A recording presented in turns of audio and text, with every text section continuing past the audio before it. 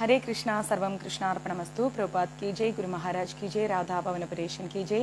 Guruvayur മഞ്ജരീസിന്റെ Radhashtami special ക്ലാസ്സിലേക്ക് എല്ലാവർക്കും സ്വാഗതം. ഹരേ കൃഷ്ണ.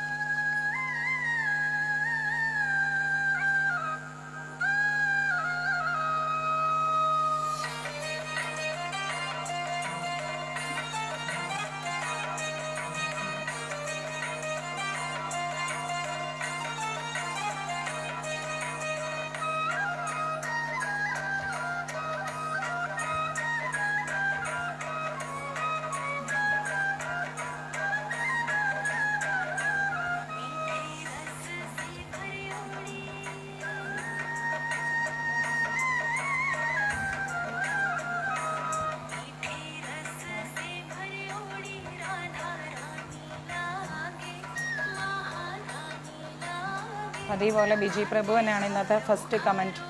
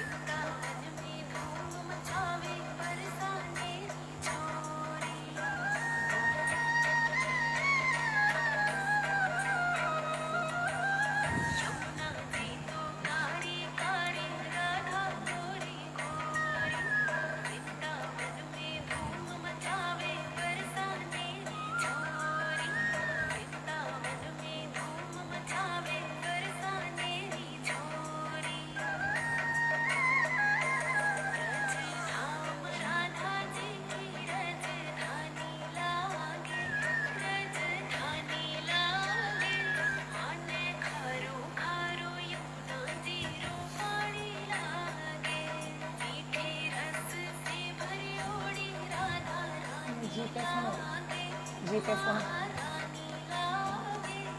जीपे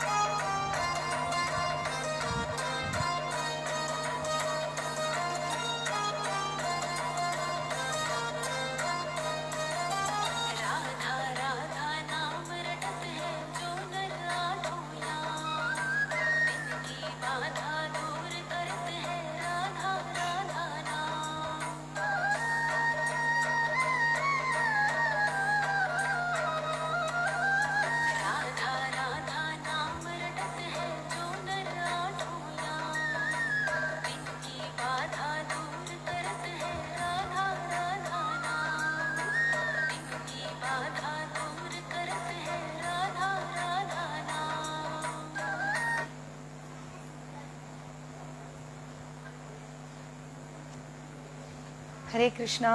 ഇന്ന് എല്ലാവർക്കും അറിയാം രാധാറാണിയുടെ അവതരിച്ച ദിവസമാണല്ലേ, അല്ലെങ്കിൽ രാധാറാണിയുടെ പിറന്നാളാണ്. അപ്പോൾ നമുക്ക് വളരെയധികം നമ്മളെ വൈഷ്ണവ രീതിയിൽ ജീവിക്കുന്നവർക്ക് ഏറ്റവും ഇമ്പോർട്ടൻ്റ് ആയിട്ടുള്ള ഒരു ദിവസമാണ് രാധാഷ്ടമി എന്ന് പറയുന്നത്. ജന്മാഷ്ടമി, രാധാഷ്ടമി, ഇതൊക്കെ നമുക്ക് വളരെ വളരെ ഇമ്പോർട്ടൻ്റ് ആയിട്ടുള്ള കാര്യമാണ്. അപ്പം രാധാഷ്ടമി എന്ന് പറയുമ്പോൾ കുറച്ചും കൂടെ ഇമ്പോർട്ടൻസ് ഉണ്ട്. കാരണം എന്താണെന്ന് വെച്ച് കഴിഞ്ഞാൽ, ഒറ്റ വാക്കിൽ പറയുകയാണെങ്കിൽ ആരാണോ രാധ എന്ന നാമം ജപിക്കുന്നത് അവരുടെ കൂടെ കൃഷ്ണൻ ഉണ്ടാവും എന്ന കാര്യത്തിൽ യാതൊരു സംശയവും ഇല്ല. രാധ എന്ന നാമത്തിൽ ആരിയ്ക്കുന്നു? ഭഗവാൻ കൃഷ്ണൻ ഇരിക്കുന്നു. അപ്പോൾ ആ രാധാറാണിയുടെ ആരാണോ അനുഗ്രഹം വാങ്ങാൻ ശ്രമിക്കുന്നത് അവർക്ക് നിശ്ചയമായിട്ടും സാക്ഷാൽ ഗുരുവായൂരപ്പൻ്റെ കാരുണ്യം ഉണ്ടാവും. യാതൊരു സംശയവും. അപ്പോൾ നമുക്ക് വേണ്ടതെന്ന് വെച്ച് കഴിഞ്ഞാൽ, രാധാറാണി എന്ന് പറഞ്ഞു കഴിഞ്ഞാൽ അറിയാം ഭഗവാന്റെ അന്തർശക്തിയാണ്. അന്തർശക്തി എന്ന് മാത്രമല്ല, ഭഗവാന്റെ എല്ലാ എന്താ പറയുക, നമ്മൾ പറയില്ലേ ഭഗവാനിലുള്ള സമസ്ത ഗുണങ്ങളും അതിൻ്റെ ഏറ്റവും തീവ്രമായിരിക്കുന്ന അളവിൽ ആരിലുണ്ട്? ശ്രീമതി രാധാറാണിയിലുണ്ട്. ഭഗവാൻ പോലും രാധാറാണിയെ വണങ്ങുന്നു എന്നുള്ള കാര്യം നമ്മൾ വിസ്മരിക്കരുത്. അപ്പോൾ അങ്ങനെയുള്ള ശ്രീമതി രാധാറാണിയെ ആരാണോ ഹൃദയത്തിൽ സ്ഥാപിക്കുന്നത് അവർക്ക് സാക്ഷാൽ ഗുരുവായൂരപ്പൻ്റെ കാരുണ്യം ഉണ്ടാവും. അതുകൊണ്ട് തന്നെ നമ്മൾ വൃന്ദാവനത്തിലൊക്കെ പോയാൽ അറിയാൻ പറ്റും, അവിടെ നോർമലി സംസാരിക്കുന്നവർ പോലും എന്താ സംസാരിക്കുക വെച്ചാൽ രാധേ രാധേ എന്ന് പറഞ്ഞുകൊണ്ടാണ് സംസാരിക്കാറ്. നമ്മളൊക്കെ ഇവിടെ ഇങ്ങനെ എന്തെങ്കിലും കാര്യം പറയുമ്പം ചേട്ടാ ചേച്ചി എന്ന് വിളിക്കുന്നത് പോലെ അവിടെ അവർ വൃന്ദാവനവാസികൾ വിളിക്കുന്നതെന്ന് വെച്ചാൽ രാധേ രാധേ എന്നാണ് വിളിക്കുക. അത്രത്തോളം രാധാറാണിയുടെ നാമം അവിടെ ഉച്ചരിക്കപ്പെടുകയാണ്. മനസ്സിലായില്ലേ? നമ്മൾക്കുള്ള ആ ഒരു നമ്മുടെ ജീവിതശൈലിയിലും മാറ്റങ്ങൾ വന്ന് ഭഗവത് നാമം ഉച്ചരിച്ചുകൊണ്ട് നമ്മൾ സംസാരിക്കാനുള്ള ഒരവസ്ഥയിലേക്ക് കാലഘട്ടം എന്നാണോ മാറുന്നത്, ആ കാലഘട്ടത്തിൽ മാത്രമേ മനുഷ്യവംശം രക്ഷപ്പെടുകയുള്ളൂ. അല്ലാതെ ഒരിക്കലും രക്ഷപ്പെടുകയില്ല. യാതൊന്നിനും തന്നെ, മനുഷ്യനാൽ നിർമ്മിതമായിരിക്കുന്ന യാതൊന്നിനും തന്നെ നമ്മുടെ ഈ കാലഘട്ടത്തെ രക്ഷപ്പെടുത്താനാവില്ല എന്നുള്ള ഒറ്റ കാര്യം നമ്മൾ മറക്കരുത്. രാധാറാണിയുടെ ആ നാമത്തിലിരിക്കുന്ന കൃഷ്ണതത്വം അത് നമുക്ക് വർണ്ണിക്കാൻ പോലും സാധിക്കില്ല. ശ്രീല രൂപഗോസ്വാമി പോലും പറയുന്നു, അദ്ദേഹത്തിന് പോലും പറ്റുന്നില്ല എന്നാണ് പറയുന്നത്. ആരെക്കൊണ്ടും സാധിക്കില്ല രാധാറാണിയെ കുറിച്ച് വർണ്ണിക്കാൻ. അപ്പോൾ നമുക്ക് ഇന്നത്തെ ദിവസം ഗുരുവായൂർ മഞ്ജരീസിലൂടെ എനിക്ക് തോന്നുന്നു ആദ്യമായിട്ടാണ് ഞാൻ രാധാറാണിയുടെ ഒരു ചെറിയൊരു ഭാഗം, നമുക്കൊന്നും ഫുള്ളൊന്നും പറയാനൊന്നും നമുക്കൊണ്ട് ഒരിക്കലും പറ്റില്ല, ആരെക്കൊണ്ടും പറ്റില്ല, പക്ഷെ അതിൻ്റെ ഒരു ഭാഗം പറയാൻ ശ്രീമതി രാധാറാണി അനുഗ്രഹം തന്നു, അതും രാധാഷ്ടമി ദിവസം. പക്ഷേ എനിക്ക് എത്രത്തോളം അത് നിങ്ങൾക്ക് പറഞ്ഞ് മനസ്സിലാക്കി തരാൻ സാധിക്കുമെന്നും എനിക്ക് അറിഞ്ഞുകൂടാ. എങ്കിലും പോരായ്മകൾ ഉണ്ടായേക്കാം, ക്ഷമിക്കുക. നമ്മളൊരു ശ്രമം നടത്തുകയാണ്. ഭഗവാനെ കുറിച്ച് പറയാനാണെങ്കിലും ഗുരുപരമ്പരയെക്കുറിച്ച് പറയാനാണെങ്കിലും ഒക്കെ നമ്മൾ മുന്നും പിന്നും ചിന്തിക്കാതെ നമ്മളെ ബുക്കുകൾ എടുത്ത് പറഞ്ഞ്, ഇത് കുറച്ച് ദിവസത്തെ എൻ്റെ ഒരു പഠനമായിരുന്നു, എന്നാലും അതിൻ്റെ 1% പോലും എനിക്ക് പഠിക്കാൻ പറ്റിയിട്ടില്ല.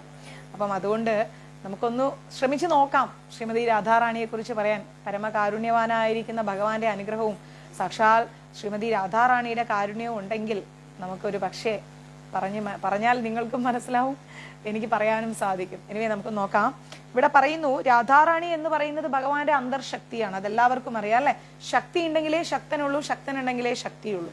അപ്പൊ ഭഗവാന്റെ അന്തർശക്തിയാണ് ആരെന്ന് പറയുന്നത്? ശ്രീമതി രാധാറാണി. ഇത് നമ്മൾ കണക്ട് ചെയ്താണ് പറഞ്ഞു പോവുക. അപ്പൊ അതുകൊണ്ട് ശ്രദ്ധിച്ചു കേൾക്കണം. പിന്നെന്ന് പറഞ്ഞു കഴിഞ്ഞാൽ നമ്മൾ പഠിച്ചിട്ടുണ്ട് ശ്രീമദ് ഭാഗവതത്തിൽ കൃഷ്ണനാണ് പരമമായിരിക്കുന്ന ബ്രഹ്മം എന്ന്, അല്ലെ?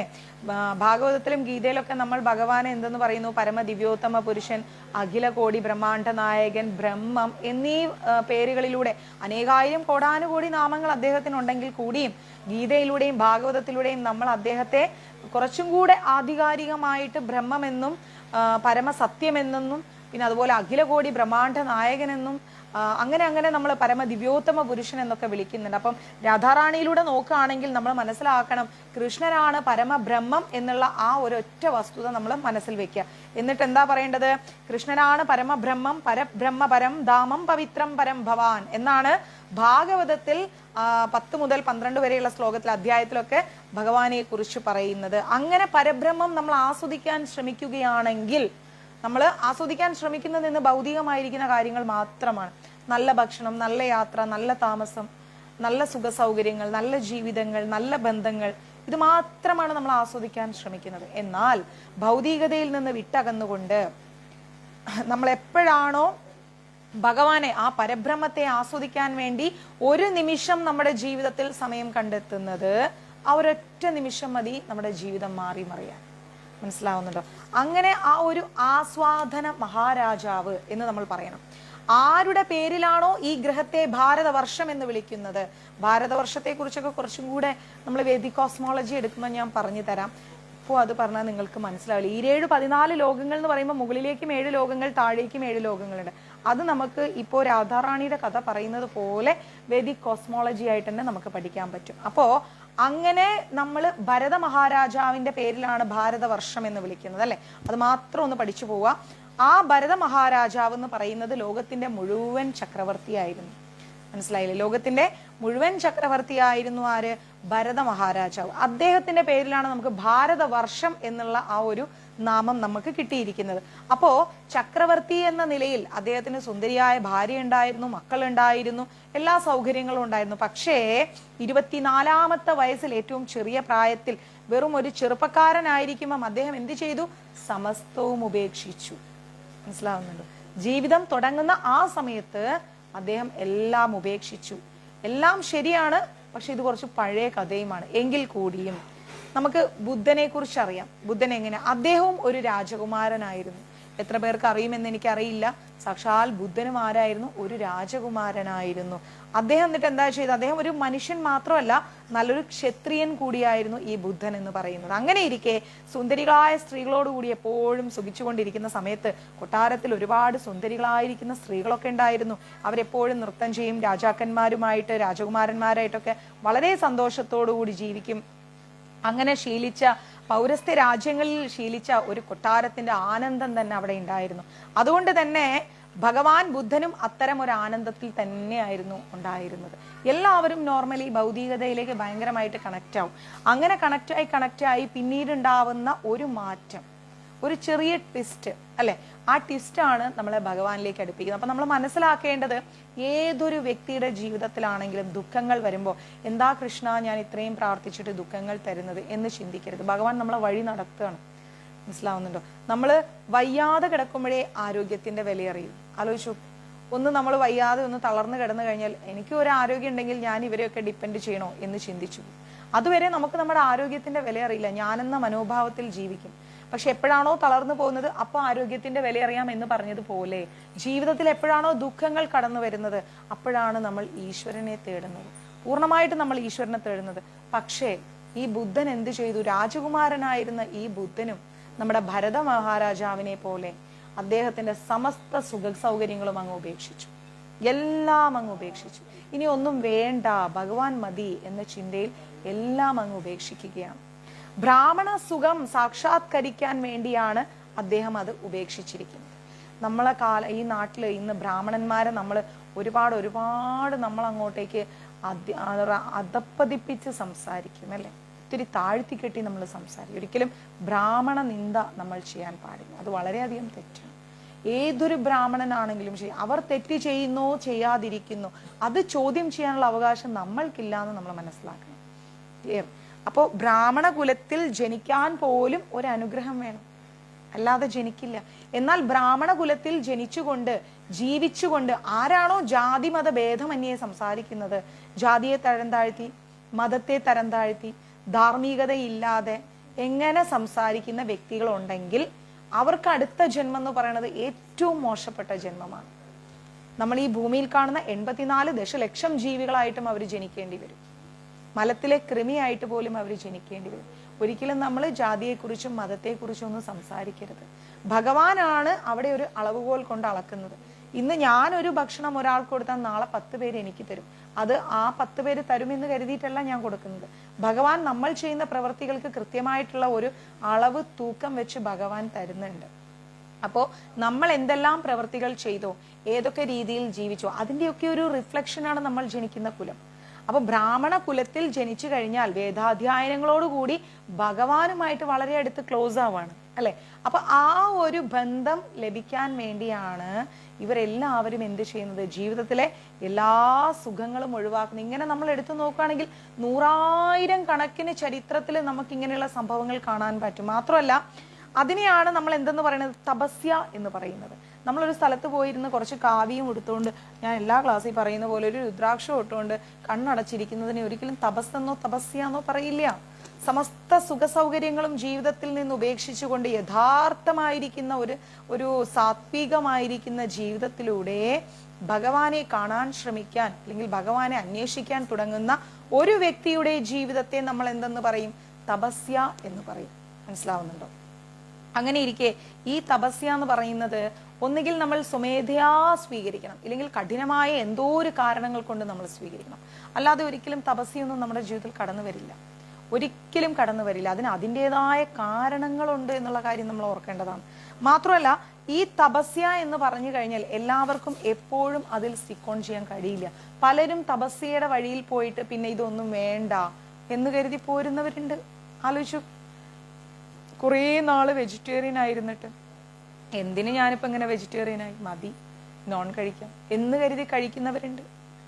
ഭഗവാന്റെ നാമം ഉച്ചരിക്കുന്ന കണക്കിൽ ഒരു തെറ്റ് വന്നു കഴിഞ്ഞാൽ വ്രതഭംഗമാണ് എന്ന് നമ്മൾ ചരിത്രത്തിൽ രേഖപ്പെടുത്തിയിട്ടുണ്ടെങ്കിൽ ഇങ്ങനെയുള്ള സാത്വിക മനോഭാവങ്ങളിൽ നിന്ന് പിന്തിരിയുമ്പോഴുണ്ടാകുന്ന അവസ്ഥയെ നമ്മൾ എന്തെന്ന് പറയും?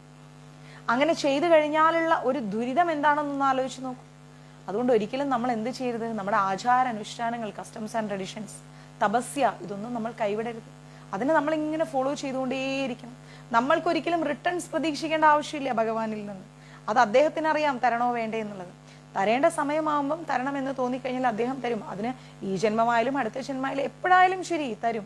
നമ്മളായിട്ട് ഈശ്വരനോടൊന്നും ചോദിച്ചു വാങ്ങണ്ട. ഒരു ചെറിയ ബ്രാഹ്മണ സുഖം ആസ്വദിക്കാൻ, ഈ ലോകത്തിലെ സമസ്ത ഭൗതിക സുഖങ്ങളെയും ഉപേക്ഷിക്കാൻ ഇവർക്ക് സാധിക്കുമെങ്കിൽ, ഭരതരാജാവിനും ബുദ്ധനും അതുപോലെയുള്ള കോടാനുകോടി ആളുകൾക്കും സാധിക്കുമെങ്കിൽ, പരബ്രഹ്മമായിരിക്കുന്ന ഭഗവാൻ കൃഷ്ണൻ ഈ ഭൗതിക സുഖം അനുഭവിക്കുന്നു എന്ന് നമ്മൾ ചിന്തിക്കുന്നുണ്ടോ? ആലോചിച്ച് നോക്കിക്കേ. ഇവരെ പോലെയുള്ള ഭക്തർക്ക് ഈ ഭൗതിക സുഖം ഉപേക്ഷിക്കാൻ സാധിക്കുമെങ്കിൽ പരബ്രഹ്മമായിരിക്കുന്ന ഭഗവാൻ കൃഷ്ണൻ ഈ ഭൗതിക സുഖം ആസ്വദിക്കുന്നുണ്ടോ ഇല്ലേ? നമ്മൾ ചിന്തിക്കേണ്ട ഒരു പോയിന്റ് ആണ്.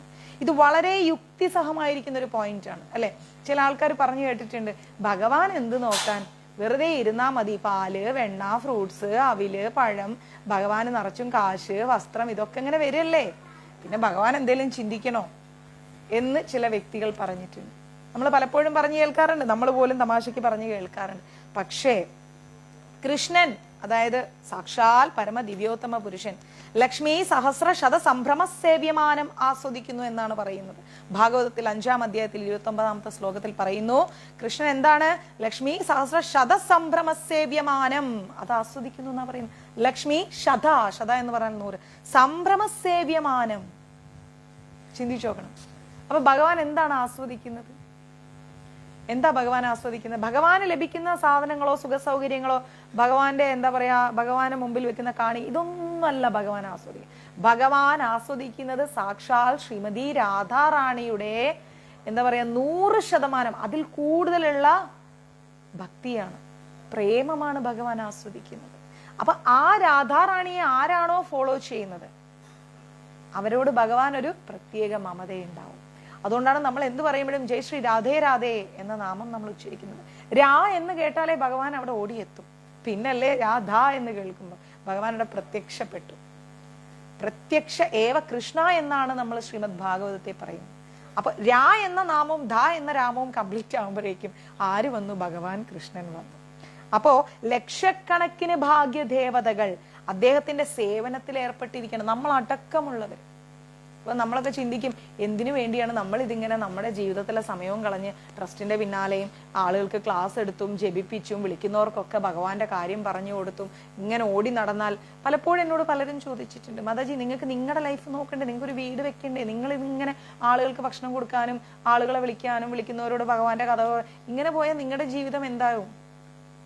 യോഗം ക്ഷേമം വഹാമ്യ, ഇതാണ് എനിക്ക് കൊടുക്കാനുള്ള ആൻസർ. നമ്മൾ ഭഗവാന്റെ സേവനം ചെയ്യുന്നതിന്റെ ഭഗവാൻ നമ്മുടെ കാര്യം നോക്കിക്കോളും. നമുക്ക് അങ്ങനെ വലിയ പണവും പ്രശസ്തി സൗകര്യങ്ങളും ഒന്നും വേണമെന്നൊരു ആഗ്രഹവും ഇല്ല. എത്ര നാൾ ഈ ഭൂമിയിൽ നമ്മൾ ജീവിച്ചിരിക്കും എന്ന് പോലും നമുക്ക് അറിഞ്ഞൂടാ.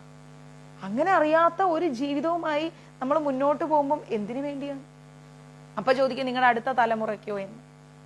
നമ്മൾ നമ്മുടെ മക്കളെ എത്ര നന്നായി വളർത്തിയാലും ശരി, നമ്മളുടെ കൺട്രോളിൽ നിന്ന് പോകുന്ന പല കുടുംബങ്ങളും ഉണ്ട്, അല്ലെ? നമ്മുടെ മക്കളുടെ കൺട്രോൾ ഒരു സമയം കഴിയുമ്പോൾ നമ്മുടെ കയ്യിൽ നിന്ന് പോയി പോകും. അവിടെ നമ്മൾ ആരെ വിളിക്കും? ഭഗവാനെ ഒന്ന് രക്ഷിക്കണേ എന്ന് വിളിക്കും. അപ്പൊ ആ ഭഗവാൻ ആദ്യം മുതലേ രക്ഷിച്ചോളും. നമ്മൾ നമ്മുടെ കാര്യം മാത്രം ചെയ്തു കൊടുത്താൽ മതി.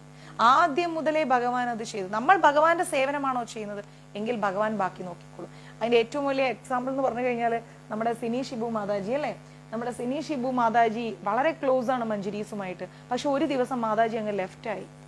ഞാൻ ഒട്ടും പ്രതീക്ഷിക്കുന്നില്ല. അപ്പൊ ഞാൻ പൊതുവേ ലെഫ്റ്റ് ആവുന്നവരെ വിളിച്ച് എന്താ കാര്യം എന്ന് ചോദിക്കും. കാരണം എല്ലാവർക്കും ഇപ്പൊ ആൻഡ്രോയിഡ് ഫോൺ യൂസ് ചെയ്യലൊന്നും അറിയില്ല. ചിലപ്പോൾ അയ്യോ മാതാജി മക്കളാരെയും കളിച്ച് ലെഫ്റ്റായി. അപ്പൊ അവർക്ക് ഒരിക്കൽ പോലും ഭഗവാന്റെ ഒരു കാര്യം മിസ്സായി പോകരുത് എന്ന് എനിക്ക് നിർബന്ധമുള്ളത് കൊണ്ടാണ് ഞാൻ അഡ്മിൻസിനെ കൊണ്ട് വിളിപ്പിക്കുന്നത്. അങ്ങനെ സിനി മാതാജി അതിന്റെ ഒരു 1 hour മുമ്പേ പോലും മെസ്സേജ് ഇട്ട ആള് പെട്ടെന്ന് എന്താ ലെഫ്റ്റ് ആയെന്ന് ചോദിച്ചപ്പോൾ മാതാജി എന്നോട് പറഞ്ഞു, മാതാജി ഒന്നുമില്ല, എനിക്കൊരു ഭയങ്കര സങ്കടമാണ്. ഞാൻ എന്ത് പറ്റി? മാതാജി എന്ത് പറയാനാ, എൻ്റെ ഹസ്ബൻഡിനും ഒരു പാർട്ട്ണറുണ്ട്, ഒരു ഇക്ക. അപ്പൊ അദ്ദേഹമാണെങ്കിൽ പെട്ടെന്ന് ഇപ്പൊ നോക്കിയപ്പോഴേക്കും വയ്യാണ്ടായി. പെട്ടെന്ന് നോക്കിയപ്പോ ക്യാൻസർ ആണ്. ഇനി എന്ത് ചെയ്യണം എന്നറിയില്ല. എല്ലാ ഉത്തരവാദിത്തങ്ങളും ഞങ്ങളുടെ തലയിലായി. ഇനി മുന്നോട്ട് പോകാൻ ഒരു നിവർത്തിയില്ല മാതാജി. അവർക്ക് എന്തോ ഈ ഡ്രിങ്കിങ് വാട്ടറിന്റെ ഒരു ഹോൾസെയിൽ ഷോപ്പോ മറ്റുമാണ്. അപ്പൊ ഇനി ഞാനും അവിടെ പോയി ഇരിക്കണം മാതാജി. എനിക്കിനി ഷെയർ ചെയ്യാനൊന്നും പറ്റില്ല, ക്ലാസ് ഒന്നും കേൾക്കാൻ പറ്റില്ല, ഉത്തരവാദിത്തങ്ങൾ കൂടിയെന്ന് പറഞ്ഞു. അപ്പൊ സിനി ഷിബു മാതാജി ലൈവിലുണ്ട്. ഞാൻ ദിവ്യയോട് പറഞ്ഞു, ദിവ്യ അവരെ വിളിക്കൂ, ഞാനൊരു കാര്യം ചോദിക്കട്ടെ എന്ന് പറഞ്ഞ് വിളിച്ചപ്പോൾ ഞാൻ പറഞ്ഞു, മാതാജി നിങ്ങളിപ്പോ ഷോപ്പിൽ പോയിരുന്നത് കൊണ്ടോ കാര്യങ്ങൾ ഏറ്റെടുത്തത് കൊണ്ടോ ഒന്നും അതിനൊരു കംപ്ലീഷൻ വരില്ല. വരുമോ? ഇല്ല മാതാജി, എന്നാലും നമ്മൾ നോക്കിക്കോളൂ, വേണ്ടാന്ന് ഞാൻ പറയുന്നില്ല. പക്ഷേ ഈ ഇക്കയുടെ ക്യാൻസർ മാറ്റാൻ നമ്മുടെ ഗുരുവായൂരപ്പന്, നമ്മുടെ കിച്ചൂട്ടന് ശക്തി ഉണ്ടെന്ന് ഞാൻ ഉറപ്പ് തന്ന മാതാജി എന്ത് ചെയ്യുന്നു ചോദിച്ചു. മാതാജി എനിക്ക് എന്ത് പറയണമെന്ന് അറിയില്ല, ഭഗവാൻ അങ്ങനെ രക്ഷിക്കും നമ്മളെ. ഞാൻ ഉറപ്പായിട്ടും രക്ഷിക്കും, അവിടുന്ന് തളരരുത്. മാതാജി മുന്നും പിന്നും ബാക്കും ഒന്നും ചിന്തിക്കേണ്ട, ഭഗവാന്റെ സേവനമായിട്ട് മുന്നോട്ട് പോകും. ചെയ്യേണ്ട സമയത്ത് ഭഗവാൻ അത് ചെയ്തോളും, ഞാൻ ഉറപ്പ് തരുന്നു മാതാജി. ഭഗവാൻ അത് പൂർണ്ണമായി അത് മാറ്റി നിങ്ങളുടെ മുമ്പിലേക്ക് അതൊരു നെഗറ്റീവ് റിപ്പോർട്ടായിട്ട് തരും എന്ന് പറഞ്ഞു. ധൈര്യമായിട്ടിരിക്കും മാതാജി. ഗ്രൂപ്പിൽ നിന്നൊന്നും ലെഫ്റ്റ് ആയിപ്പോണ്ട് അതിന്റെ പേരിൽ. ഇന്ന് വരെ മാതാജി എങ്ങനെ പോയോ അതേപോലെ ഭഗവാന്റെ സേവനമായിട്ട് പോകുന്നത്. മാതാജി ചെയ്യുന്ന സേവനം ഭഗവാൻ ആത്മാർത്ഥമായിട്ട് ചെയ്യാണ് എന്ന് ഭഗവാൻ ഉറപ്പ് വന്നു കഴിഞ്ഞാൽ, മാതാജിയുടെ അതൊരു നിഷ്കാമമായിരിക്കുന്ന പ്രേമഭക്തിയാണെന്ന് ഭഗവാന് തിരിച്ചറിയുന്ന നിമിഷം, മാതാജി നിങ്ങൾ ഇന്ന് അനുഭവിക്കുന്ന വേദന നിങ്ങളെ ഭഗവാൻ തുടച്ചു നീക്കി തരുന്നു പറഞ്ഞു. പിന്നീട് ഒരിക്കൽ പോലും സിനി മാതാജി അതേക്കുറിച്ച് സംസാരിച്ചിട്ടില്ല. ഗ്രൂപ്പിൽ അവർ ആഡ് ആവും ചെയ്ത് നന്നായി ക്ലാസ്സുകളൊക്കെ ഷെയർ ചെയ്യാനും തുടങ്ങി. എപ്പോഴും ഹാപ്പി ആയിരുന്നു. അവരുടെ ഓരോ മെസ്സേജുകളും ഞാൻ ശ്രദ്ധിച്ചു തുടങ്ങി. അവരതേക്കുറിച്ച് ഒരിക്കൽ പോലും സംസാരിച്ചില്ല. അതിൻ്റെ ഇടയ്ക്ക് ഒരു ടെസ്റ്റിനോ കാര്യങ്ങൾക്കൊക്കെ പോകേണ്ടി വന്നപ്പോഴും മാതാജി ഒന്ന് പ്രാർത്ഥിക്കണേ, അത്രയേ ഉള്ളൂ. അപ്പം ഞാൻ മനസ്സിലാക്കി അവർ ഭഗവാനോട് എത്രത്തോളം വിശ്വാസത്തോടു കൂടി നിൽക്കുന്നു. 1% പോലും ഒരു അവിശ്വാസമില്ലാതെ സർവവും സാക്ഷാൽ ഗുരുവായൂരപ്പന്റെ തൃപ്പാദങ്ങളിൽ സിനി മാതാജി ഏൽപ്പിച്ചുകൊണ്ട് മഞ്ജരീസിന്റെ ക്ലാസ്സുമായിട്ട് മുന്നോട്ട് പോയി. ഇന്നലെ എനിക്കൊരു മെസ്സേജ് ഇട്ടു, മാതാജി സർജറി കഴിഞ്ഞു, പക്ഷേ ക്യാൻസർ അല്ല എന്ന്. അതുവരെ ക്യാൻസർ ഫിക്സ് ചെയ്ത ഒരാൾക്ക് അത് കഴിഞ്ഞപ്പോൾ ക്യാൻസർ അല്ല. ഒന്ന് ആലോചിച്ചു. അപ്പൊ ഭഗവാന്റെ ശക്തി എന്ന് പറയുന്നത് അനിർവചനീയമാണ്. നമ്മൾ ഒന്ന് ചിന്തിക്കും, ഭഗവാൻ മറ്റൊന്ന് പ്രവർത്തിക്കും. അതാണ് ഭഗവാന്റെ രീതി. അങ്ങനെ എത്ര പേര് നമ്മുടെ ഗ്രൂപ്പിൽ. അപ്പൊ ഭഗവാന്റെ സേവനം ആരാണോ ചെയ്യുന്നത് അവരിൽ ഭഗവാൻ 100% കൂടെയുണ്ട്. അതാണ് ഇവിടെ പറയുന്നത്. ലക്ഷക്കണക്കിന് ഭാഗ്യദേവതകൾ അദ്ദേഹത്തിന്റെ സേവനത്തിൽ ഏർപ്പെട്ടിരിക്കുന്നു. അങ്ങനെ നമുക്കൊരു സേവനം ചെയ്യാൻ അവസരം തന്നിരിക്കുകയാണ് അദ്ദേഹം. പക്ഷെ നമ്മൾ പോകുന്നതോ മറ്റു പല കാര്യങ്ങൾക്ക് പിന്നാലെയാണ്. ആ കാര്യങ്ങൾ ഫുൾഫില്ലാക്കി മറ്റുള്ളവരെ സന്തോഷപ്പെടുത്തി നമ്മൾ ചെല്ലുമ്പോഴേക്ക് അവസാനം അവരിൽ നിന്ന് കിട്ടുന്നത് വലിയ തിരിച്ചടികളായേക്കാം. സ്നേഹിച്ച് കൊഞ്ചിച്ച് ലാളിച്ച് എല്ലാം കൊടുത്ത് മക്കളെ വളർത്തി അവസാനം മക്കളെ ചോദിക്കും, നിങ്ങൾ എനിക്ക് വേണ്ടി എന്ത് ചെയ്തെന്ന്. അവിടെ തീർന്നില്ലേ ഒരു ആയുസ്, അവിടെ തീർന്നില്ലേ ഒരു ജന്മം. എന്നാൽ ഭഗവാന്റെ സേവനവുമായി ആരാണോ മുന്നോട്ട് പോകുന്നത് അവർക്ക് ഒരിക്കലും ദുഃഖിക്കേണ്ടി വരില്ല. ഭഗവാൻ അത് നമ്മൾ ചിന്തിക്കുന്നതിന്റെ അപ്പുറത്ത് കയറി ചെയ്യുമെന്നുള്ളതാണ്. ഈ ലക്ഷ്മികൾ, ഭഗവാന്റെ സേവനത്തിൽ ഏർപ്പെട്ടിരിക്കുന്ന ഈ ലക്ഷ്മികൾ ഭൗതിക ലക്ഷ്മികളാണെന്നാണോ നമ്മൾ ചിന്തിക്കുന്നത്? കൃഷ്ണൻ എങ്ങനെയാണ് ഭൗതിക സ്ത്രീകളിൽ ആനന്ദം കണ്ടെത്തുക?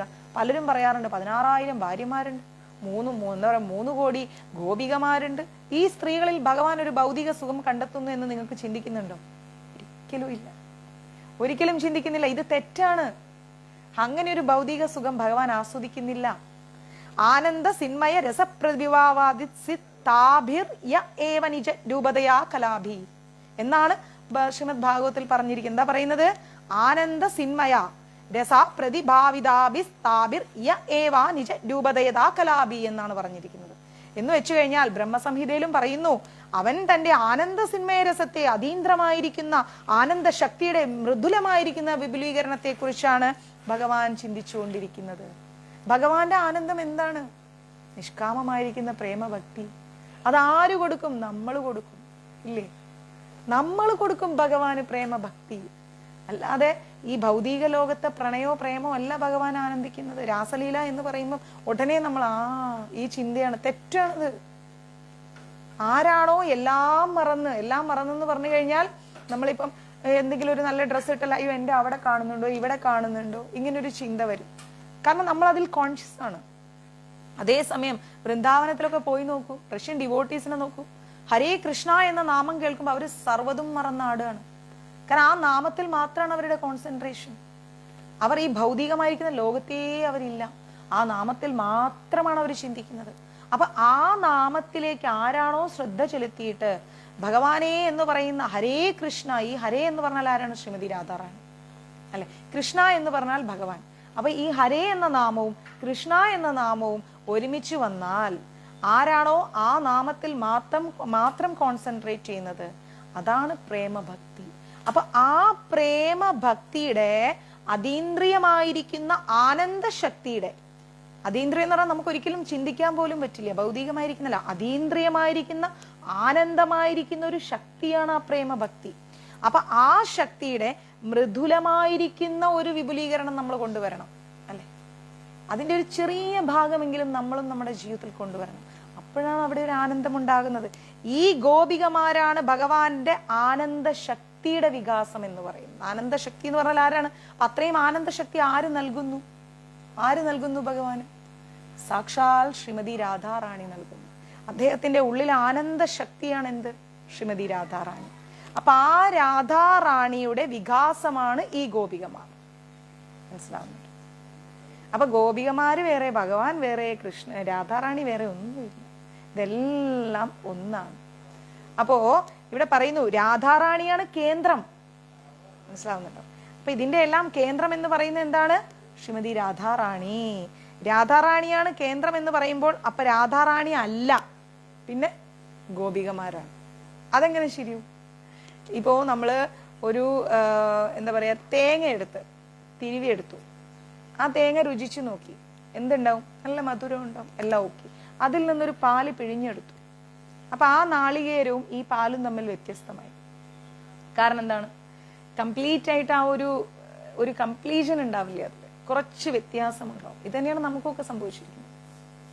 നമ്മൾ ഭഗവാനിൽ നിന്ന് വന്ന ജീവാത്മാക്കളായതുകൊണ്ട് കുറച്ചൊരു വ്യത്യാസം അദ്ദേഹവുമായിട്ടുള്ള ബന്ധത്തിന് നമ്മൾ കീപ്പ് ചെയ്തു. അപ്പൊ ആ ബന്ധത്തെ നമ്മൾ പൂർണ്ണതയിലേക്ക് കൊണ്ടുവരുന്നതാണ് ആനന്ദശക്തിയായ രാധാറാണിയെ ആരാധിക്കുമ്പോൾ നമുക്ക് കിട്ടുന്നത്.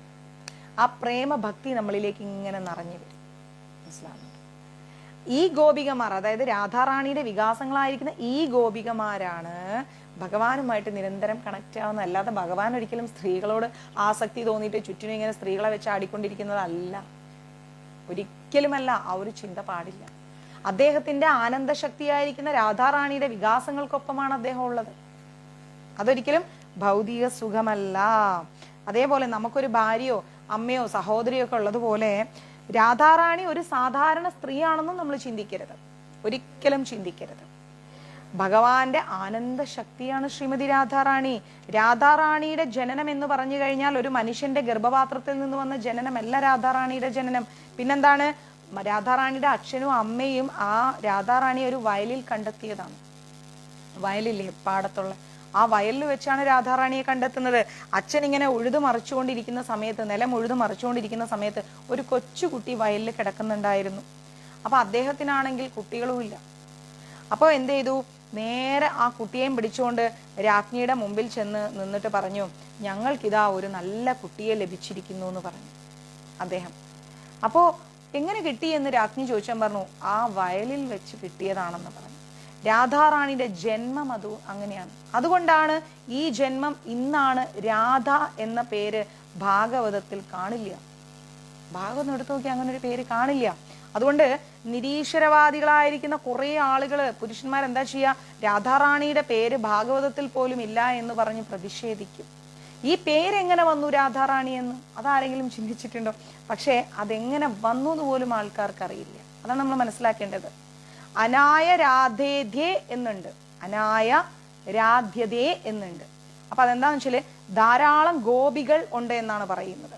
പക്ഷേ ഈ ഗോപികൾ എന്ന് പറഞ്ഞു കഴിഞ്ഞു കഴിഞ്ഞാൽ ഭഗവാന്റെ തന്നെ അന്തർശക്തിയുടെ വികാസമാണ്. സാക്ഷാൽ ഭഗവാൻ തന്നെ, അദ്ദേഹത്തിന്റെ അന്തർശക്തിയാണ് നമ്മൾ ആരാധിക്കുന്നത്. നമ്മുടെ മുമ്പിൽ ഭഗവാൻ കൃഷ്ണൻ വന്ന് നിൽക്കണമെന്ന് നമുക്ക് എല്ലാവർക്കും ആഗ്രഹം ഉണ്ടല്ലേ? അല്ലെങ്കിൽ നമുക്കൊന്ന് അദ്ദേഹത്തിന് മുമ്പിൽ പോയി നിൽക്കണം, അദ്ദേഹത്തെ ഒന്ന് കാണണം. ഓട്ടെ, അതൊക്കെ വിട്, കാണുന്നതൊക്കെ നമുക്ക് അസംഭവ്യമായ ഒരു കാര്യമാണ്. അദ്ദേഹത്തിന്റെ തൃപ്പാദങ്ങൾ, സാക്ഷാൽ ഗുരുവായൂരപ്പന്റെ തൃപ്പാദങ്ങളിൽ ശ്രീലകത്ത് വെച്ചൊരു പൂവെങ്കിലും നമുക്ക് കിട്ടണം എന്ന് നമ്മൾ ആഗ്രഹിക്കാറില്ലേ? അങ്ങനെ കിട്ടിയാലുള്ള നമ്മുടെ അവസ്ഥ എന്താണ്? വേറൊരു ലെവലിലേക്ക് നമ്മുടെ മൈൻഡ് മാറും അല്ലെ? അപ്പൊ അങ്ങനെ നമ്മൾക്ക് കിട്ടണമെന്ന് നമ്മൾ ആഗ്രഹിച്ച് നമ്മൾ മാറുന്നുണ്ടെങ്കിൽ സാക്ഷാൽ ഭഗവാന്റെ അന്തർശക്തിയായ ശ്രീമതി രാധാറാണിയെ തന്നെ നമുക്ക് ആരാധിക്കാനും സ്നേഹിക്കാനുമുള്ള അവസരം ഭഗവാൻ നൽകിയിട്ടുണ്ട് എങ്കിൽ എന്തുകൊണ്ട് നമ്മൾ അത് ചെയ്യുന്നില്ല? അതാണ് ആലോചിക്കേണ്ടത്. ഓക്കെ, അപ്പോ കൃഷ്ണൻ ഗോപികയുടെ സേവനം സന്തോഷത്തോടു കൂടി സ്വീകരിക്കുന്നുണ്ട്. കാരണം എന്താ? ഗോപികമാരുടെ സേവനം ഭഗവാൻ എന്തുകൊണ്ട് സന്തോഷത്തോടു കൂടി സ്വീകരിക്കുന്നു? അത് രാധാറാണിയുടെ വികാസമാണ്, അല്ലാതെ ഭൗതിക ലോകത്തുള്ള ഒരു സംഭവമായിട്ടല്ല നമ്മൾ സ്വീകരിക്കുന്നത്. ഇത് അനയാരാധ്യതേ, ആരാധ്യതേ. ഈ ആരാധതേ എന്ന വാക്കെന്ന് പറഞ്ഞു കഴിഞ്ഞാൽ, ആരാധ്യതേ എന്നാൽ ആരാധന എന്നാണ് അർത്ഥം. ആരാധ്യത എന്ന് പറഞ്ഞു കഴിഞ്ഞാൽ ആരാധന എന്നാണ് അർത്ഥം. ഈ ആരാധ്യതേ എന്ന വാക്കിൽ നിന്നാണ് രാധ വന്നിരിക്കുന്നത്. ആരാധന, ആരാധ്യതേ, മനസ്സിലാവുന്നത്? അതിൽ നിന്നാണ് രാധ എന്ന വേർഡ് വന്നിരിക്കുന്നത്. ഇത് മറ്റു പുരാണങ്ങളിൽ രാധാറാണിയുടെ പേരുണ്ട്, ഭാഗവതത്തിലില്ല, നമ്മൾ ഓർക്കണം. അങ്ങനെ രാധാറാണി, രാധയും കൃഷ്ണനും, കൃഷ്ണനാണ് ആസ്വാദകൻ. ഭഗവാൻ ആസ്വദിച്ചുകൊണ്ടേയിരിക്കുകയാണ്. ഇങ്ങനെ പ്രേമഭക്തി അങ്ങ് വല്ലാതെ ഭഗവാൻ ആസ്വദിക്കുകയാണ്. അങ്ങനെ ഇരിക്കുമ്പോൾ ഭഗവാൻ ആരായി? പരബ്രഹ്മമായി. അതുകൊണ്ടാണ് അദ്ദേഹത്തിന് ആസ്വദിക്കാൻ സാധിക്കുന്നത്. അങ്ങനെ ഇരിക്കെ പരബ്രഹ്മമായിരിക്കുന്ന ഭഗവാൻ ഇതൊന്നും ആസ്വദിക്കുന്നുമില്ല. കാരണം എന്താ? അത് ഭഗവാന്റെ ഉള്ളിൽ തന്നെയുള്ള കാര്യമാണ്. നമ്മൾ നോക്കുമ്പോൾ ഭഗവാൻ എല്ലാം ആസ്വദിച്ചുകൊണ്ടേയിരിക്കണം, പക്ഷെ ഇതൊന്നും അദ്ദേഹം ആസ്വദിക്കില്ല. കാരണം അദ്ദേഹം അദ്ദേഹത്തിന്റെ ഉള്ളിൽ തന്നെയാണ്. ഇപ്പോൾ ഫോർ എക്സാമ്പിൾ, നമ്മൾ മോഹൻലാലിനെ കാണുമ്പം യോ ലാലേട്ടാന്നൊക്കെ പറഞ്ഞുകൊണ്ട് നമ്മളങ്ങ് വീഴും. ഇതേ ലാലേട്ടൻ്റെ അമ്മയുടെ അടുത്ത് ചെന്ന് കഴിഞ്ഞാലും സാധാ ഒരു അമ്മയും മകനും, അവർക്കൊരിക്കലും അതൊരു പുതുമയല്ല.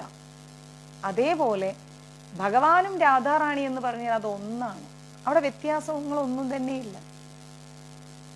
അതുപോലെ നമ്മൾ മനസ്സിലാക്കേണ്ടത് ആത്മരാമൻ എന്താണ്? ആത്മരാമൻ അവനിൽ തന്നെ ആസ്വദിക്കാൻ കഴിയും. ഭഗവാനിൽ തന്നെ ഭഗവാന് ശ്രീമതി രാധാറാണി ആസ്വദിക്കാൻ സാധിക്കും. എന്നാൽ ഇത് ആസ്വദിക്കുന്നുണ്ടോ എന്ന് വെച്ചാൽ അതുമില്ല. അപ്പൊ നമ്മൾ മനസ്സിലാക്കേണ്ടത് ഭഗവാൻ ഒരിക്കലും ഒരു സ്ത്രീയുടെ പിന്നാലെ പോകുന്ന ഒരു സ്ത്രീലംബടന അല്ല. സമൂഹത്തിൽ അങ്ങനെ ഒരു ചിന്തയുണ്ടെങ്കിൽ അത് നമ്മൾ മാറ്റിക്കൊടുക്കണം. 16,000 ഭാര്യമാരെയും വെച്ച് 3 കോടി ഗോപികമാരെയും വെച്ച് ആസ്വദിച്ച് നടക്കുന്ന ഓടക്കുഴലും പിടിച്ചെടുക്കുന്ന ഒരാളല്ലേ കൃഷ്ണൻ എന്ന് പറഞ്ഞ് നമ്മൾ മാറ്റിക്കൊടുക്കും. അത് സാക്ഷാൽ കൃഷ്ണൻ തന്നെയാണ്, ഭഗവാന്റെ അന്തർശക്തിയായിരിക്കുന്ന ശ്രീമതി രാധാറാണിയുടെ വികാസങ്ങളായിരിക്കുന്ന ഗോപികമാർ എന്ന് നമ്മൾക്ക് ഒറ്റ വായിക്ക് ശ്വാസം വിടാതെ പറയാൻ പഠിക്കണം. അവിടെയാണ് നമ്മൾ ഭഗവാന്റെ പ്രേമഭക്തി, ഭഗവാനോടുള്ള ആ പ്രേമഭക്തി നമ്മൾ കാണിക്കുന്നത്. മനസ്സിലായി? കൃഷ്ണൻ അദ്ദേഹത്തിന്റെ സന്തോഷത്തിനായിട്ട് ബാഹ്യകാര്യങ്ങളൊന്നും അദ്ദേഹം കണ്ടെത്തുന്നില്ല. ഒരു ബാഹ്യകാര്യങ്ങളിലേക്കും അദ്ദേഹം പോകുന്നില്ല അദ്ദേഹത്തിന്റെ സന്തോഷത്തിന് വേണ്ടിയിട്ട്. കാരണം എന്താ? സമസ്തവും ഭഗവാനിൽ തന്നെ നിറഞ്ഞിരിക്കുകയാണ്. എല്ലാം ഭഗവാനിൽ തന്നെ നിറഞ്ഞിരിക്കുമ്പം അദ്ദേഹം എന്തിനു പിന്നെ അതൊക്കെ പോയി വേറെ പോയി ഇങ്ങനെ അന്വേഷിക്കും? നമ്മുടെ വീടിന്റെ മുറ്റത്ത് കറിവേപ്പില ചെടി നന്നായിട്ട് തഴച്ചു വളരുന്നുണ്ടെങ്കിൽ നമ്മൾ ആരെങ്കിലും കടയിൽ പോയിട്ട് കറിവേപ്പില മേടിച്ചിട്ട് ഇല്ല. കാരണം എന്താ? നമുക്കുണ്ട്. അപ്പൊ അതേപോലെ ഭഗവാനുള്ളിൽ സമസ്തവും ഇരിക്കുമ്പോൾ പിന്നെ ഭഗവാൻ എന്തിനും മറ്റു സ്ത്രീകളുടെ പിന്നാലെ പോകണം? ചിന്തിക്കേണ്ട പോയിന്റാണ്. ആലോചിച്ചു. അപ്പൊ അതുകൊണ്ട് സാക്ഷാൽ കൃഷ്ണന്റെ വികാസമാണ് ആര്? രാധാറാണി. കൃഷ്ണൻ എന്ന് പറഞ്ഞു കഴിഞ്ഞാൽ ഊർജ്ജസ്വലനാണ്, രാധാറാണി എന്ന് പറഞ്ഞാൽ ഊർജമാണ്. മനസ്സിലാവും? ഊർജസ്വലൻ, അതിലുള്ള ആ ഒരു ജ്വലനം, ആ ജ്വലനം എങ്ങനെയുണ്ടായി? ഊർജമുള്ളത് കൊണ്ട്. മനസ്സിലാവും? ഒരു ദീപം കത്തിക്കുമ്പം അവിടെ ഒരു ഊർജമുള്ളത് കൊണ്ടാണ് ആ ദീപം കത്തുന്നത്, അല്ലാതെ വെറുതെ ദീപം കത്തില്ല. അപ്പൊ അവിടെ ഇമ്പോർട്ടന്റ് എന്താണ്? ഊർജമാണ്. ആ ഊർജമാണ് ആര്? രാധാറാണി. ഭഗവാൻ കൃഷ്ണന്റെ ഊർജമാണ് രാധാറാണി. ഊർജമുണ്ടെങ്കിലേ ദീപമുള്ളൂ. അപ്പോൾ ഈ ശക്തി ഉണ്ടെങ്കിലേ ശക്തനുള്ളൂ. മനസ്സിലാവുന്നുണ്ടോ? ഊർജവും ഊർജസ്വലതയും പോലെ നമുക്കൊരിക്കലും അത് വേർപെടുത്താൻ കഴിയില്ല. ശ്രീമതി രാധാറാണിയെയും കൃഷ്ണനെയും ഒരിക്കലും നമുക്ക് വേർപെടുത്താൻ കഴിയില്ല. തീയും ചൂടും നമുക്ക് വേർപെടുത്താൻ പറ്റും.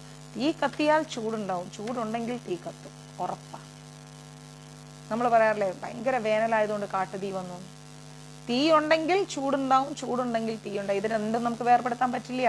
അപ്പൊ അതേപോലെ തീ ഉള്ളിടത്തെല്ലാം ചൂടുണ്ട്, ചൂടുള്ളിടത്തെല്ലാം തീ ഉണ്ടെന്ന് പറഞ്ഞതുപോലെ കൃഷ്ണനുള്ളിടത്തെല്ലാം രാധയുണ്ട്, രാധയുള്ളിടത്തെല്ലാം കൃഷ്ണനുണ്ട്. അതൊരിക്കലും മാറ്റാൻ കഴിയില്ല.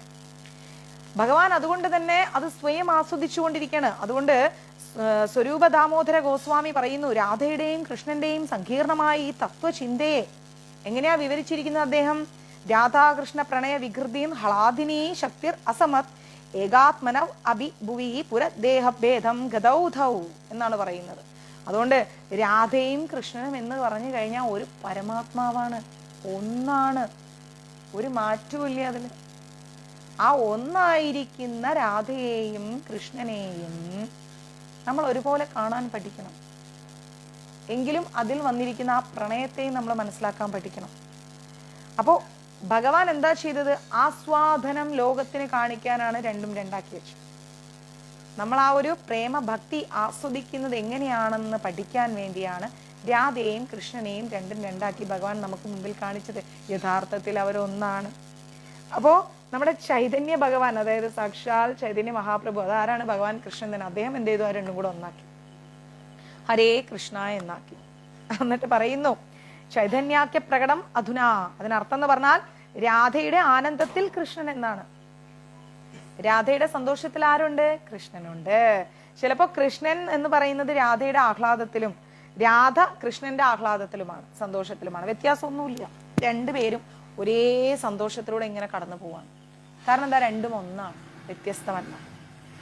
അതുകൊണ്ടാണ് എല്ലാം രാധയാണ്. കൃഷ്ണൻ എങ്ങനെയാണ്? ഏകൻ, പരമോന്നതൻ. കാരണം ഭഗവാന്റെ ഉള്ളിലുള്ള ഊർജമാണത്. അതിൽ യാതൊരു വ്യത്യാസവും ഇല്ല. എല്ലാം ഭഗവാൻ തന്നെ. മനസ്സിലാവുന്നുണ്ട്?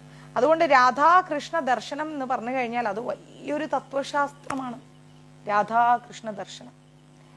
അപ്പൊ നമ്മൾ മനസ്സിലാക്കണം, രാധാകൃഷ്ണ തത്വശാസ്ത്രം എന്ന് പറഞ്ഞു കഴിഞ്ഞാൽ ഒരിക്കലും വേർപിരിക്കാൻ സാധിക്കാത്ത ഒരു പരമമായ സത്യമാണ്. അപ്പൊ നമ്മൾ രാധാകൃഷ്ണനെ ആരാധിച്ചു വരുമ്പോൾ യഥാർത്ഥത്തിൽ ആരെയാണ് ആരാധിക്കുന്നത്? ലക്ഷ്മി നാരായണനെയാണ് ആരാധിക്കുന്നത്. മനസ്സിലായോ? രാധാകൃഷ്ണനെ ആരാധിക്കുമ്പോൾ ലക്ഷ്മി നാരായണനെയാണ് ആരാധിക്കുന്നത്. ലക്ഷ്മി നാരായണൻ ആരാണ്? ഭാര്യയും ഭർത്താവും. രാധയും കൃഷ്ണനും രാധ പ്രണയിച്ചിട്ട് കൃഷ്ണൻ ചതിച്ചിട്ട് പോയതാണ്. ഇപ്പോ മനസ്സിലായോ അങ്ങനെ ഒരു സംഭവം ഇല്ല എന്നുള്ളത്? രാധാകൃഷ്ണനെ ആരാധിച്ചാൽ ലക്ഷ്മി നാരായണനെ തന്നെയാണ് ആരാധിക്കുന്നത്. അവിടെ അങ്ങനെ ഒരു ചതിയും വഞ്ചനയും പ്രേമവും ചീറ്റിങ്ങും ഒന്നും നടന്നിട്ടില്ല. രണ്ടും ഒന്ന് തന്നെയാണ്. അപ്പൊ നമ്മൾ മനസ്സിലാക്കണം, വിധിമാർഗവും രാഗമാർഗവും നമ്മൾ കണ്ട്. വിധി എന്താണ്? രാഗം എന്താണ്? പ്രേമാനുരാഗം. വിധി ഭാര്യയും ഭർത്താവും, രണ്ടും ഒന്നാണ്. ഇതാണ് നമ്മൾ വിധിമാർഗം രാഗമാർഗം എന്ന് പറയുന്നത്. കൃഷ്ണനും രാധയും എന്ന് പറഞ്ഞു കഴിഞ്ഞാൽ രാഗമാർഗവും, ലക്ഷ്മിയും നാരായണനും എന്ന് പറഞ്ഞു കഴിഞ്ഞാൽ വിധിമാർഗവുമായി. പക്ഷെ രണ്ടും ഒന്നാണ്, യാതൊരു വ്യത്യാസവും ഇല്ല. ക്ലിയർ? രാധാകൃഷ്ണ ആരാധന എന്ന് പറഞ്ഞു കഴിഞ്ഞാൽ ശുദ്ധമായിരിക്കുന്ന സ്നേഹത്തിന്റെ ഒരു വേദിയാണ് രാധാകൃഷ്ണ ആരാധന. അവിടെ കളങ്കമില്ല, ചതിയില്ല, വഞ്ചനയില്ല. ലക്ഷ്മി നാരായണ ആരാധന എന്ന് പറഞ്ഞാൽ നിയന്ത്രണമായിരിക്കുന്ന ഒരു തത്വമാണ്. അത് നമുക്ക് കുറച്ചുകൂടി ഈസി ആയിട്ട് പറയുകയാണെങ്കിൽ, പ്രണയിക്കുക എന്ന് പറയുമ്പോഴത്തേക്കും അയ്യോ എല്ലാ അഡ്ജസ്റ്റ്മെന്റിനും തയ്യാറാവും. കാമുകന്റെ ഏറ്റവും നല്ല സ്വഭാവമായിരിക്കും കാമുകിക്ക് കാണിക്കുന്നത്. അവൾ എന്ത് പറഞ്ഞാലും അതിൻ്റെ അപ്പുറത്തേക്ക് അയാൾക്കൊന്നും ഉണ്ടാവില്ല. അവളാണെങ്കിലോ ഈ ഭൂമിയിലെ ഏറ്റവും നല്ല സ്ത്രീ എന്ന ഭാവത്തിലാണ് അവൾ പെരുമാറുന്നത്. പക്ഷെ കല്യാണം അങ്ങോട്ട് കഴിഞ്ഞാലോ രണ്ടും രണ്ട് ദിക്കിലായി, അടി പിടി ബഹളം. കാരണം അവരുടെ റിയാലിറ്റി പുറത്തു വരാണ്, റിയൽ ക്യാരക്ടർ. ഇഷ്ടമല്ലാത്തത് ഇഷ്ടമല്ല എന്ന് പറയും, മറ്റാൾക്ക് അത് ഇഷ്ടപ്പെടാതെ വരും. അപ്പോ നമ്മൾ മനസ്സിലാക്കേണ്ടത്, രാധാകൃഷ്ണ ആരാധന എന്ന് പറയുന്നത് സ്നേഹത്തിന്റെ ശുദ്ധമായിരിക്കുന്ന ഒരു വേദിയാണ്. എന്നാൽ ലക്ഷ്മി നാരായണ ആരാധന എന്ന് പറയുന്നത് നിയന്ത്രണ തത്വങ്ങളാണ്. രണ്ടും രണ്ടാണ് ആരാധനയിൽ, കേട്ടോ. പക്ഷേ രണ്ടും ഒന്നാണ്, യാതൊരു മാറ്റവും. അപ്പൊ നമ്മൾ എന്താ ചെയ്തത്? തത്വമായിരിക്കുന്ന നിയന്ത്രണമായ രീതിയിലൂടെയാണ് നമ്മൾ പോയത്. പക്ഷെ ശുദ്ധമായ സ്നേഹം നമ്മൾ വളർത്തിയെടുത്തോ? ഇല്ല. രാധാകൃഷ്ണ പ്രണയം നമ്മൾ വളർത്തിയെടുത്തില്ല. ആ പ്രണയം നമ്മൾ വളർത്തിയെടുക്കണം. നിയന്ത്രണ തത്വങ്ങളെ ആരാധിക്കണം. ഒരാൾ ബ്രഹ്മചാരിയായിരിക്കണം, സന്യാസിയായിരിക്കണം, അതുപോലെ പൂജ നടത്തണം, രാവിലെ എഴുന്നേൽക്കണം, അർപ്പിക്കണം, നിരവധി നിയമങ്ങളുണ്ട്, നിയന്ത്രണങ്ങളുണ്ട്. കുറഞ്ഞത് 64 നിയമങ്ങളും ചട്ടങ്ങളും ഉണ്ട്. അപ്പൊ നമ്മൾ എന്ത് ചെയ്യണം? ഇതൊക്കെ നിയന്ത്രിതമായ രീതിയിൽ പോയി നമ്മൾ ലക്ഷ്മി നാരായണ ആരാധന ചെയ്യണം. ഈ ലക്ഷ്മി നാരായണൻ തന്നെ രാധാകൃഷ്ണ ആരാധനയിലേക്ക് മാറ്റിയാൽ ഇതൊന്നുമില്ല. ഹരേ കൃഷ്ണ ഹരേ കൃഷ്ണ ഹരേ കൃഷ്ണ ആനന്ദ നിർവൃതിയിലൂടെയുള്ള ഒരു ആരാധനയായി മാറി, പ്രേമ ഭക്തിയിലേക്കുള്ള ഒരു ആരാധനയായി മാറി. അപ്പോ ദൈവത്തോടോ കൃഷ്ണനോടോ സ്നേഹമില്ലാതിരിക്കുമ്പോൾ, ഈശ്വരനോ അതായത് ഭഗവാൻ കൃഷ്ണനോടൊരു സ്നേഹമില്ലാതിരിക്കുമ്പോൾ നമ്മൾ എന്ത് ചെയ്യും? നിയന്ത്രിതമായിട്ടുള്ള കാര്യങ്ങളാണ് നമ്മൾ ചെയ്യുക. ഭഗവാനോട് സ്നേഹം ഉണ്ടാവില്ല നമുക്ക്. നമ്മൾ വിളക്ക് വെക്കുന്നു, അത് ചെയ്യുന്നു, ഇത് ചെയ്യുന്നു. കാരണം എന്താ? നമ്മുടെ കാര്യങ്ങളോട് നമ്മൾ പേടിയാണ്. അയ്യോ ഭഗവാൻ കോപിച്ചാൽ അങ്ങനെയായി ഇങ്ങനെയായി, ആ ഒരു ചിന്ത നമുക്കുള്ളിൽ വരും. അപ്പൊ നിയന്ത്രിതമായിരിക്കുന്ന അവസ്ഥയിലൂടെ നമ്മൾ ഭഗവാനോടുമായിട്ട് അടുത്തുകൊണ്ടിരിക്കും.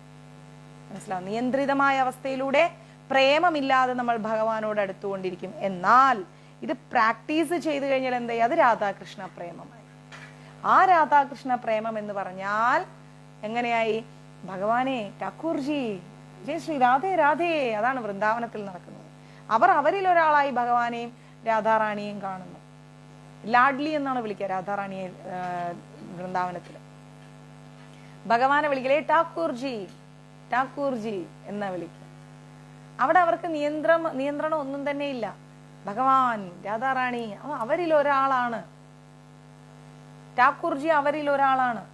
നമുക്ക് എന്തുകൊണ്ട് അങ്ങനെ കാണാൻ പറ്റുന്നില്ല? അവിടെയാണ് നമ്മുടെ പ്രേമഭക്തി വളർത്തിയെടുക്കേണ്ടത്. മനസ്സിലാവുന്നുണ്ടോ? തുടക്കം തന്നെ നമുക്കത് കഴിയില്ല, പെട്ടെന്നൊന്നും സാധിക്കില്ല. നമുക്ക് പയ്യെ പയ്യെ പയ്യെ പയ്യെ മാത്രമേ ആ പ്രേമഭക്തി നമുക്ക് വളർത്തിയെടുക്കാൻ പറ്റൂ. അപ്പോ നമ്മൾ ഈ രാധാകൃഷ്ണ ആരാധനയിൽ ഈ തത്വങ്ങളിൽ വിധിമാർഗ് എന്നാണ് നമ്മൾ വിളിക്കുന്നത്.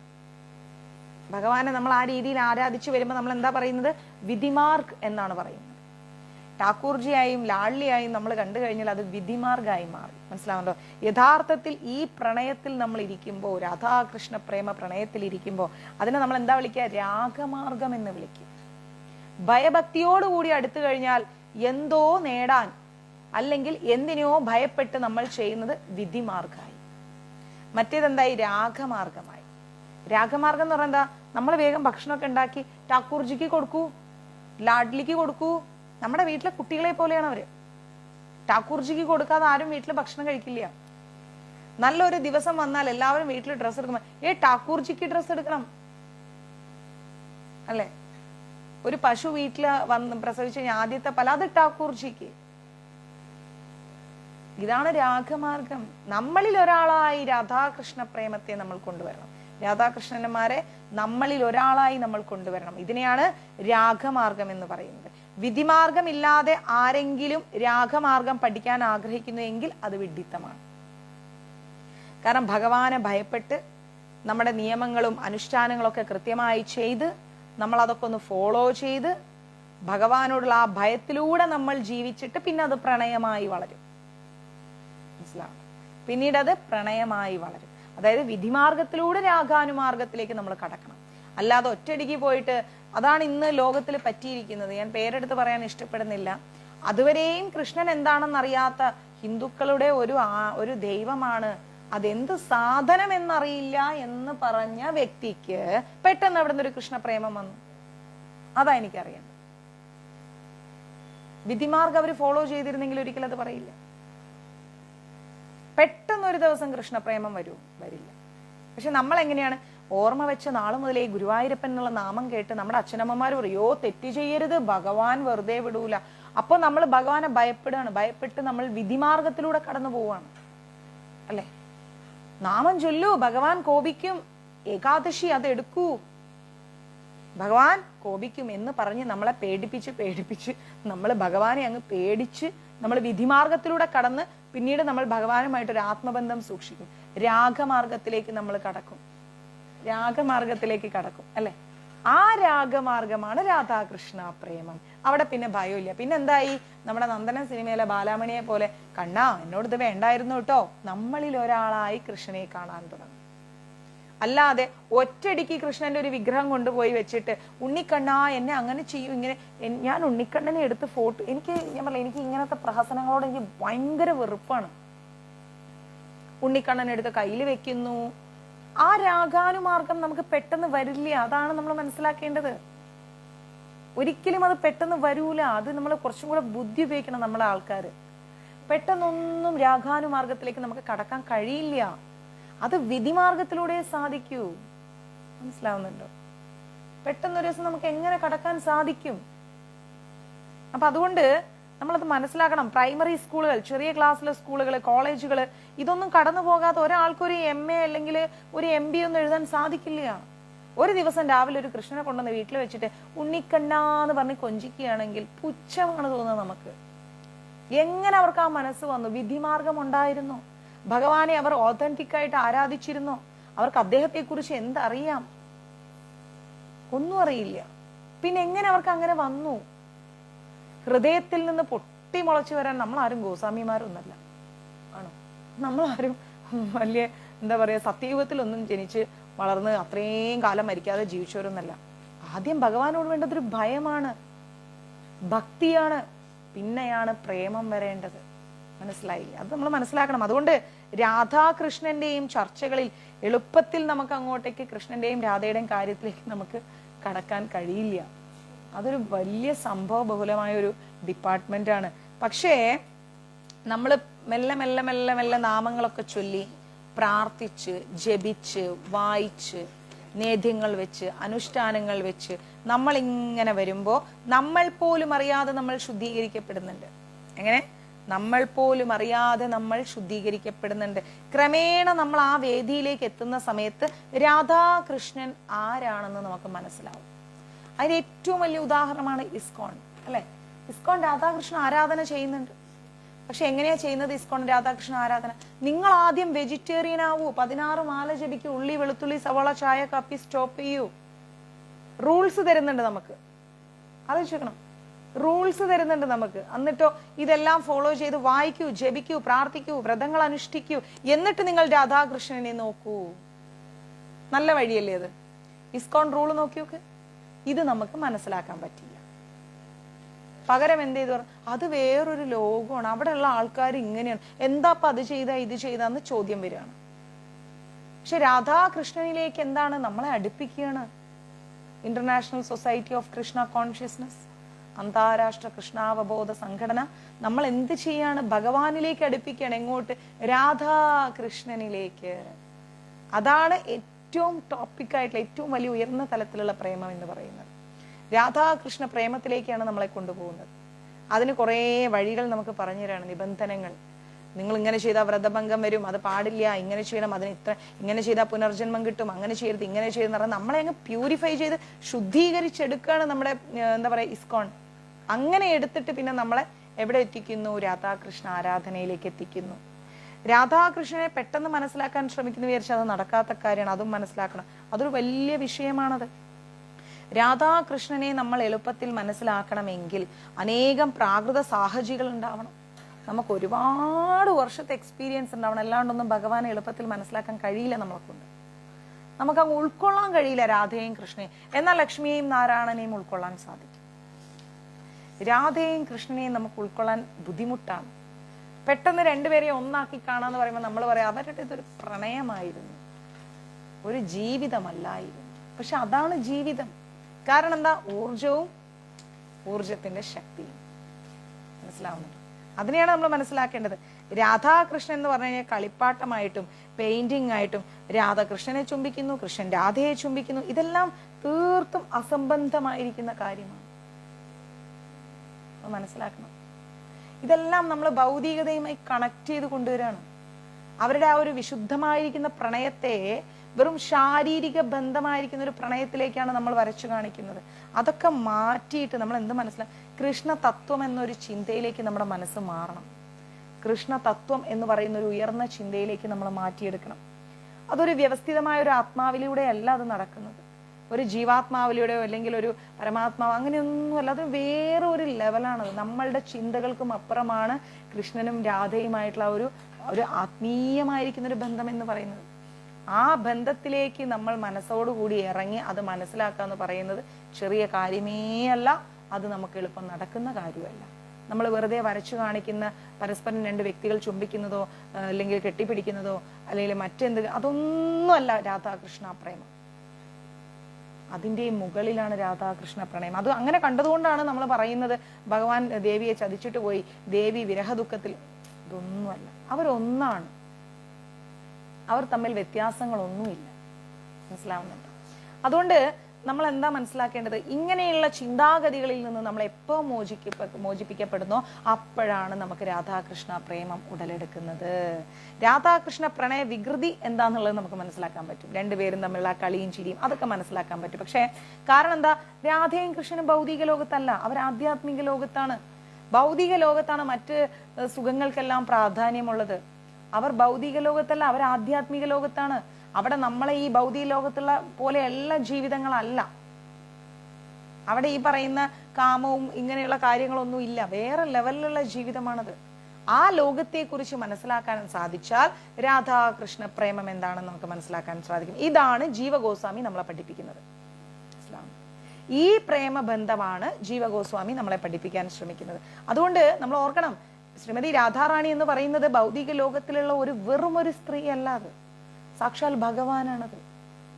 ഓക്കെ, ആ പ്രണയത്തെ വരച്ചു കാണിക്കണം. ഭഗവാനോട് നമുക്ക് തോന്നേണ്ട പ്രണയത്തെ വരച്ചു കാണിക്കാനാണ് ശ്രീമതി രാധാറാണിയും കൃഷ്ണനും ഇങ്ങനെ ഉണ്ടായത്. അപ്പൊ നമുക്ക് എന്താ വേണ്ടത്? ശ്രീമതി രാധാറാണിയിലൂടെയും കൃഷ്ണനിലൂടെയും നമുക്ക് വേണ്ടത് ആ പ്രണയമാണ്. രാധാറാണിക്ക് കൃഷ്ണനോട് തോന്നിയ ആ പ്രണയമാണ് നമുക്കും കൃഷ്ണനോട് തോന്നേണ്ടത്.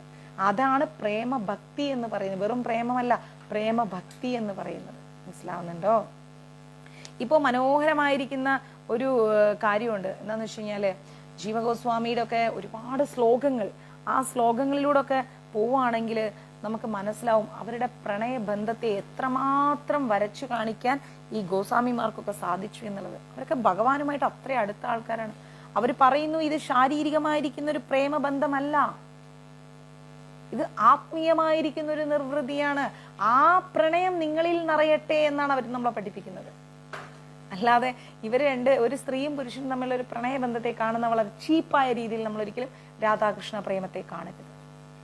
ഓക്കെ, അപ്പോ അദ്ദേഹം പറയുന്നത് എന്താണെന്ന് വെച്ച് കഴിഞ്ഞാല് രാധയെയും കൃഷ്ണനെയും മനസ്സിലാക്കാനുള്ള യഥാർത്ഥ വ്യക്തി എന്ന് പറയുന്നത് ആരാണ്? ഭഗവാനോട് ഏറ്റവും മനസ്സുകൊണ്ടെടുത്ത ഭക്തൻ മാത്രമാണ്. അല്ലെങ്കിൽ ഒരു ഭക്തി പ്രാക്ടീസ് ചെയ്യുന്ന വ്യക്തിക്ക് മാത്രമേ അവരെ പ്രണയബന്ധത്തെ മനസ്സിലാക്കാൻ പറ്റൂ. ചീപ്പായ ഒരു ബന്ധമായി നമ്മൾ അതിനെ കാണരുത്, വില കുറഞ്ഞ ഒരു ബന്ധമായി കാണരുത്. ആ പ്രണയമാണ് നമുക്ക് കൃഷ്ണനോട് തോന്നേണ്ടത്. അതിനു വേണ്ടിയാണ് കൃഷ്ണ അത് ഉണ്ടാക്കിയിരിക്കുന്നത്. മനസ്സിലായോ? എല്ലാ മഹത്വങ്ങളും ശ്രീമതി രാധാറാണിക്ക് ഇരിക്കട്ടെ എന്നാണ് പറയുന്നത് ജീവഗോസ്വാമി.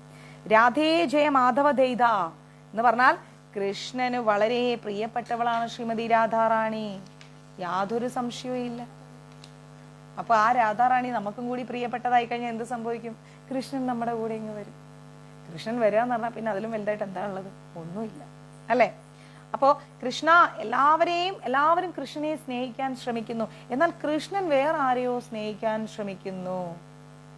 അപ്പൊ എത്ര വലുതായിരിക്കും രാധാറാണി? നമ്മളെല്ലാവരും കൃഷ്ണനെ സ്നേഹിക്കാൻ ഓടുകയാണ്, പക്ഷെ കൃഷ്ണൻ വേറെ ആരെയോ സ്നേഹിക്കാനാ പോകുന്നു. അപ്പൊ ആ വേറെ ആരോ എന്ന് പറയുന്ന ശ്രീമതി രാധാറാണി എത്ര വലുതാണ്? ഇത്രയും മനസ്സിലാക്കാൻ ശ്രമിച്ചാൽ മതി.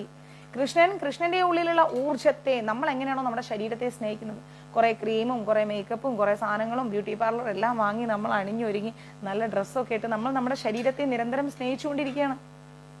ആ ശരീരവും നമ്മളും തമ്മിൽ ഒരു വ്യത്യാസമില്ല, നമ്മൾ തന്നെയാണത്, അല്ലെ? നമ്മൾ തന്നെയാണ് നമ്മുടെ ആ ശരീരം. അതേപോലെ കൃഷ്ണന്റെ ഉള്ളിലുള്ള ഊർജത്തെയാണ് സ്നേഹിക്കുന്നത്.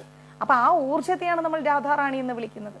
അപ്പൊ ആ രാധാറാണിയെ ആര് സ്നേഹിക്കുന്നുവോ ആ വ്യക്തിയെ കൃഷ്ണൻ സ്നേഹിക്കാതിരിക്കുവോ? സ്നേഹിക്കും. എല്ലാവരും, ലോകം മുഴുവൻ, പ്രപഞ്ചം, ഈ ജീവജാലങ്ങൾ എല്ലാവരും കൃഷ്ണനെ സ്നേഹിക്കാൻ ശ്രമിക്കുന്നുണ്ട്. അപ്പൊ ആ കൃഷ്ണ പ്രേമം എന്താണെന്ന് സാക്ഷാൽ ചൈതന്യ മഹാപ്രഭു എങ്ങനെയാ പറയുന്നത് വെച്ചാൽ പ്രേമ പുമർദോ മഹാൻ എന്നാണ് പറയുന്നത്. കൃഷ്ണ പ്രേമത്തെ ഇങ്ങനെ വിവരിച്ചു കാണിക്കുകയാണ് രൂപഗോസ്വാമി. ലോകം മുഴുവനുള്ള സമസ്ത ബ്രഹ്മാണ്ടങ്ങളിലുമുള്ളവർ കൃഷ്ണനെ തേടുന്നു, കൃഷ്ണൻ വേറെ ആരെയോ തേടുന്നു. ആ വേറെ ആര് എന്നുള്ളതാണ് ശ്രീമതി രാധാറാണി, ഭഗവാന്റെ അന്തർശക്തി.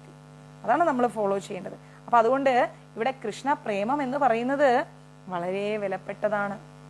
ഒരിക്കലും പാതിയിൽ നിർത്തി പോണ്ടതല്ല, ചോദ്യം ചെയ്യപ്പെടേണ്ടതല്ല, സംശയം ഉളവാക്കേണ്ട ബന്ധമല്ല. മനസ്സിലായില്ലേ? എന്നാൽ കൃഷ്ണൻ രാധാറാണിക്ക് പിന്നാലെയാണ്. രാധാറാണി അപ്പൊ എത്ര വലിയ മഹത്തരമായ ഒരു വ്യക്തിത്വമാണ്. ചിന്തിക്കൂ. രാധാറാണിയുടെ മഹത്വം നമ്മൾ ആദ്യം മനസ്സിലാക്കാൻ ശ്രമിക്കുക.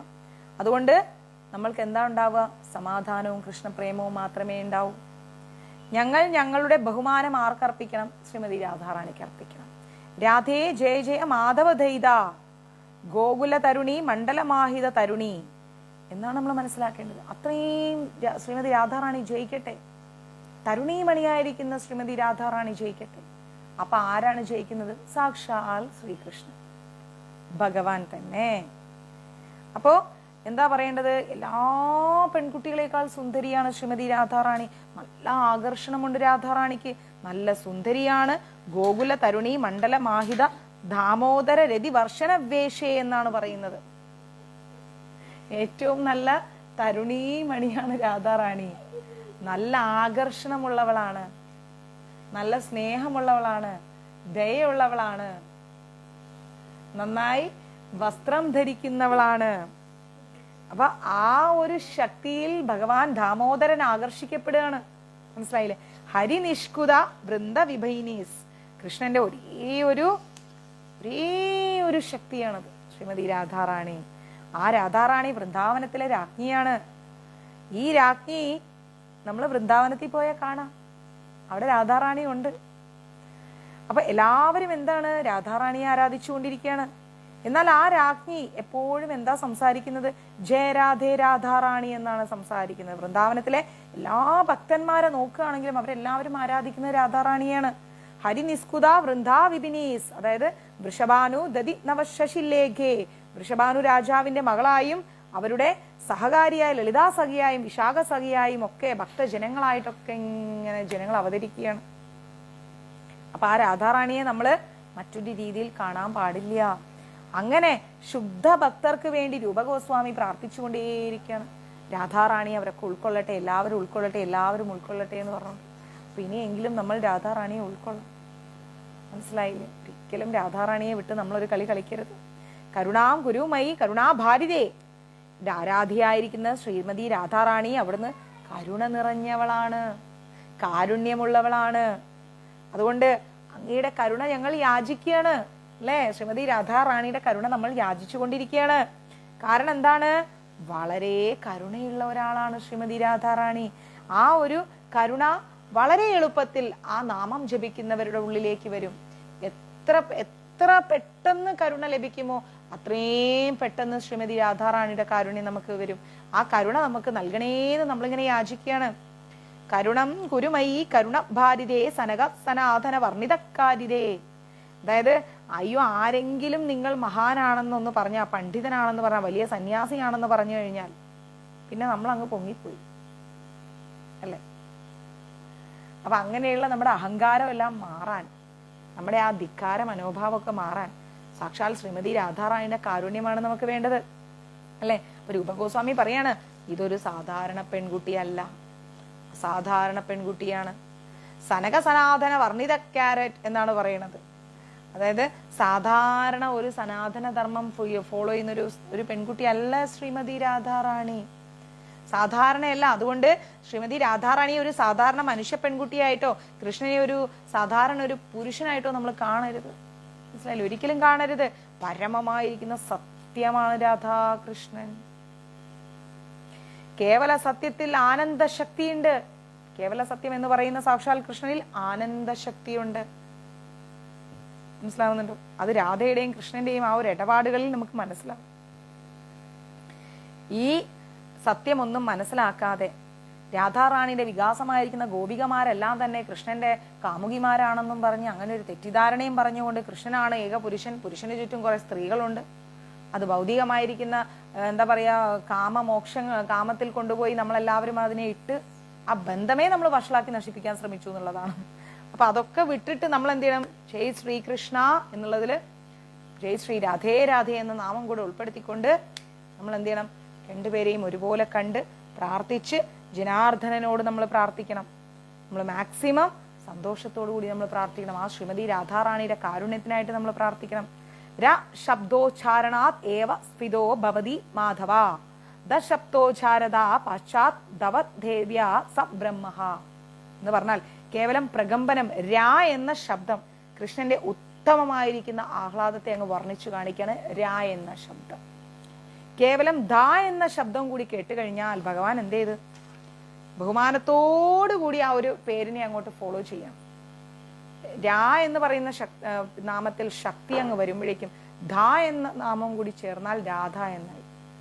അത് രണ്ടും വരുമ്പോഴത്തെ ബ്രഹ്മവൈവർത്ത പുരാണത്തിൽ പറയുന്നു ഭഗവാൻ ഭയഭക്തി ബഹുമാനത്തോടു കൂടി അങ്ങ് ഫോളോ ചെയ്യണം. മനസ്സിലാവുന്നുണ്ടോ? രാ ശബ്ദം കുർവസത് ത്രസ്മോ ദദാതി ഭക്തി ഉത്തമം. ദ എന്ന് പറയുന്ന ശബ്ദം എന്താണ്? കുർവത പശ്ചാമി യാമി ശ്രവണലോഭത. രാ എന്ന് പറയുന്ന ശബ്ദം ഭഗവാന്റെ ശക്തിയെ പ്രതിനിധീകരിക്കുമ്പോൾ ധ എന്ന് പറയുന്ന അക്ഷരത്തിൽ സാക്ഷാൽ ഭഗവാൻ അങ്ങ് ലയിച്ചു ചേരുകയാണ്. അപ്പോ ആരുടെ ചുണ്ടിൽ നിന്നാണോ രാ എന്ന ശബ്ദം കേൾക്കുന്ന നിമിഷം ഭഗവാൻ അവർക്ക് പ്രേമം നൽകുന്നു എന്നാണ് പറയുന്നത്. ഭഗവാൻ അവർക്ക് പ്രേമം നൽകുന്നു, പ്രേമഭക്തി നൽകുന്നു. എന്നാൽ ധ എന്ന ശബ്ദവും കൂടി കേൾക്കുമ്പോഴത്തേ ഭഗവാൻ പൂർണ്ണമായും ഭഗവാനെ അതിലങ്ങോട്ട് സമർപ്പണം ചെയ്യിക്കുകയാണ്. അങ്ങനെ രാധാനാമത്തിൽ എല്ലാവരും അങ്ങ് പോയി വീഴുകയാണ്. ഒരു രക്ഷയില്ലാത്ത വീഴ്ച വീഴുക. നമുക്കതല്ലേ വേണ്ടത്? അതാണ് വേണ്ടത്. ആ രാധാകൃഷ്ണ പ്രേമമാണ് നമുക്ക് വേണ്ടത്. ആ അനുഗ്രഹമാണ് വേണ്ടത്. ആ പ്രിയതമയുടെ നാമം കേൾക്കാനുള്ള ഭഗവാന്റെ അതിയായ നിമിത്തം, അതിയായ ആഗ്രഹം കാരണം രാധാനാമം ജപിക്കുന്നവരുടെ പിന്നാലെ ഭഗവാൻ ഓടുന്ന പറയണം. രാധയുടെ നാമം ആരാണോ ജപിക്കുന്നത് അവരുടെ പിന്നാലെ ഭഗവാൻ ഓടും. നമ്മൾ ഭഗവാന്റെ പിന്നാലെ ഓടുന്നു, ഓടിയാൽ നമുക്ക് എത്തൂല. ഭഗവാൻ രാധാറാണിയുടെ പിന്നാലെയാണ് ഓടുന്നത്. അപ്പൊ നമ്മളോ ജയ് ശ്രീ രാധേ രാധേ രാധേ രാധേ എന്ന് പറയുമ്പോൾ ഭഗവാൻ തിരിഞ്ഞു നോക്കി നമ്മുടെ പിന്നാലെ ഓടിയ. മനസ്സിലാവുന്നുണ്ട്? ഭഗവാൻ നമ്മുടെ പിന്നാലെ ഓടി വരും. അപ്പൊ നമ്മൾ മനസ്സിലാക്കണം, രാ എന്ന് പറഞ്ഞു കഴിഞ്ഞാൽ ദാനത്തെയാണ് സൂചിപ്പിക്കുന്നത്. അപ്പൊ ധ എന്ന് പറഞ്ഞു കഴിഞ്ഞാൽ മോചനത്തെയും നിർവ്വാണത്തെയുമാണ് സൂചിപ്പിക്കുന്നത്. അപ്പൊ വേദനയില്ലാത്ത ശാശ്വതമായിരിക്കുന്ന കാരുണ്യമായിരിക്കുന്ന ഒരു ലോകത്തേക്കാണ് രാധ എന്ന് പറയുന്ന നാമത്തിലൂടെ ഭഗവാൻ രാധാറാണി നമ്മളെ എത്തിക്കുന്നത്. ഓക്കെ. ഇപ്പൊ ബ്രഹ്മവൈവർത്ത പുരാണത്തിലും ശ്രീകൃഷ്ണ ജന്മഖണ്ഡയിലും ഒക്കെ രാധാറാണിയെ കുറിച്ച് എത്ര മനോഹരമായിട്ടാണ് പറഞ്ഞിരിക്കുന്നത്. സ രാധേതി സദാഹൃതി സ്ഫുരധൂമേ വിദ്യ പരാദ്വക്ഷര. രണ്ട് ദിവ്യാക്ഷരങ്ങൾ പറയുന്നത് കൊണ്ട് പരമവിദ്യയെ, പരമമായിരിക്കുന്ന സത്യത്തെ നമ്മൾ മനസ്സിലാക്കുന്നുണ്ടെങ്കിൽ അത് ശ്രീമതി രാധാറാണിയുടെ നാമമാണ്. രണ്ട് ദിവ്യാക്ഷരങ്ങൾ കൊണ്ട് നമുക്ക് പരമസത്യം ലഭിക്കുമെങ്കിൽ അത് രാധാറാണിയുടെ നാമമാണെന്ന് ആര് പറയുന്നു? ശ്രീല പ്രബോധാനന്ദ സരസ്വതിയുടെ രാസരസ സുധാനിധി എന്ന് പറയുന്ന ശ്ലോകത്തിൽ പറയുന്നുണ്ട്. എന്നിട്ടും നമ്മൾ ആരും അറിഞ്ഞിട്ടില്ല രാധ എന്ന നാമത്തിന്റെ ശക്തി. രാധേതി മേ ജീവനം. ശ്രീ രാധയും രാധയും മാത്രമല്ല, ശ്രീ രാധേ എന്ന അമൃതനാമം അത് എൻ്റെ ജീവശ്വാസമാണ്. ശ്രീ രാധേ രാധേ എന്ന നാമം നമ്മുടെ ജീവശ്വാസമാണ്. ഇനി മഞ്ജരീസിൽ ആരും ഹരേ കൃഷ്ണ എന്നിടരുത്, ജയ് ശ്രീ രാധേ രാധേ എന്നിടണം. ഇടുവല്ലോ അല്ലേ? ഇനി ഹരേ കൃഷ്ണ എന്നൊരു വേർഡില്ല. നമ്മളും വൃന്ദാവനവാസികളെ പോലെ, വ്രജമണ്ഡലത്തിലെ ആളുകളെ പോലെ ജയ് ശ്രീ രാധേ രാധേ രാധേ രാധേ രാധേ രാധേ ഈ നാമമാണ് നമ്മളും ഫോളോ ചെയ്യാൻ പോകുന്നത്. ആരാണ് ശ്രീമതി രാധാറാണി? മനസ്സിലായില്ലേ? അപ്പോ നമ്മള് ശ്വേതാശ്വരത ഉപനിഷത്തിൽ പറയുന്നു പരമാത്മാവിന് ബഹുശക്തികളുണ്ട്, ഒത്തിരി ശക്തികളുണ്ട് പരമാത്മാവിന്. ആ ശക്തി എന്ന് പറഞ്ഞു കഴിഞ്ഞാൽ അത് പൂർണ്ണമായിട്ട് പ്രവർത്തിക്കുന്നുണ്ട് ആ ശക്തികളെല്ലാം. അപ്പൊ ആ പ്രവർത്തനവും ആ ശക്തിയൊക്കെ ഭഗവാന്റെ തീരുമാനത്തിനനുസരിച്ച് മാത്രമേ മുന്നോട്ട് പോകും. ആ ശക്തികളൊക്കെ, ആ ഒരു ബഹുശക്തികളെല്ലാം തന്നെ ഭഗവാന്റെ തീരുമാനത്തിനനുസരിച്ച് മാത്രമേ മുന്നോട്ട് പോകത്തുള്ളൂ. നമ്മൾ ഈ ലോകത്ത് ജീവിക്കുമ്പോൾ ഈ ലോകത്തിലെ ശക്തി എന്താണ് പറയുന്നത്? ബഹിർ അംഗശക്തി എന്ന് പറയുന്നു. മനസ്സിലായില്ലേ? നമ്മൾ ജീവിക്കുന്ന ഭൗതിക ലോകത്തെ ശക്തി എന്താ പറയുന്നത്? ബഹിർ അംഗശക്തി എന്നാണ് പറയുന്നത്. കൃഷ്ണന്റെ ബാഹ്യ ഊർജമാണ് ഇവിടെ, അതാണ് മായ. ക്ലിയർ?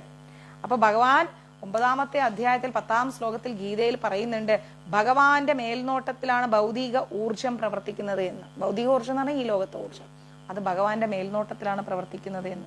ഭൗതികമായിരിക്കുന്ന ബാഹ്യ ഊർജത്തിന് പുറമെ മറ്റൊരു ഊർജവും കൂടിയുണ്ട്. ഭൗതികമായിരിക്കുന്ന ഈ ബാഹ്യമായിരിക്കുന്ന ഊർജത്തിന് പുറമെ മറ്റൊരു ഊർജം കൂടിയുണ്ട്. എന്താണ്? ആന്തരിക ഊർജം. ബാഹ്യ ഊർജത്തിന് പുറമെ ആന്തരിക ഊർജം കൂടിയുണ്ട്. ആ ആന്തരിക ഊർജമാണ് എന്ത്? രാധാറാണി. അത് നമ്മൾ മറന്നുപോയി അല്ലേ? അപ്പോ ആന്തരിക ഊർജത്താൽ ആത്മീയ ലോകം പ്രകടമാകുന്നു. ആത്മീയ ലോകം ആന്തരികമായിരിക്കുന്ന ശക്തി കൊണ്ടാണ് നമുക്ക് കാണാൻ സാധിക്കുന്നത്. ഭൗതിക ലോകം എന്ന് പറഞ്ഞു കഴിഞ്ഞാൽ ബാഹ്യശക്തി കൊണ്ടാണ് സാധിക്കുന്നത്. മനസ്സിലായില്ലേ? ബാഹ്യശക്തിയേക്കാൾ കൂടുതൽ നമുക്ക് വേണ്ടത് എന്താണ്? ആന്തരിക ശക്തിയാണ്. ബാഹ്യശക്തി എന്ന് പറഞ്ഞാൽ ഇങ്ങനെ ഈ ഭൗതിക ലോകത്തുള്ളത്. പക്ഷെ ആന്തരിക ശക്തി എന്ന് പറഞ്ഞാൽ ശ്രീമതി രാധാറാണി. ഭൗതിക ലോകം ബാഹ്യശക്തിയുടെ കീഴിൽ വരുമ്പം ആത്മീയ ലോകം ആന്തരിക ശക്തിയുടെ കീഴിലാണ് വരുന്നത്. മനസ്സിലായില്ലേ?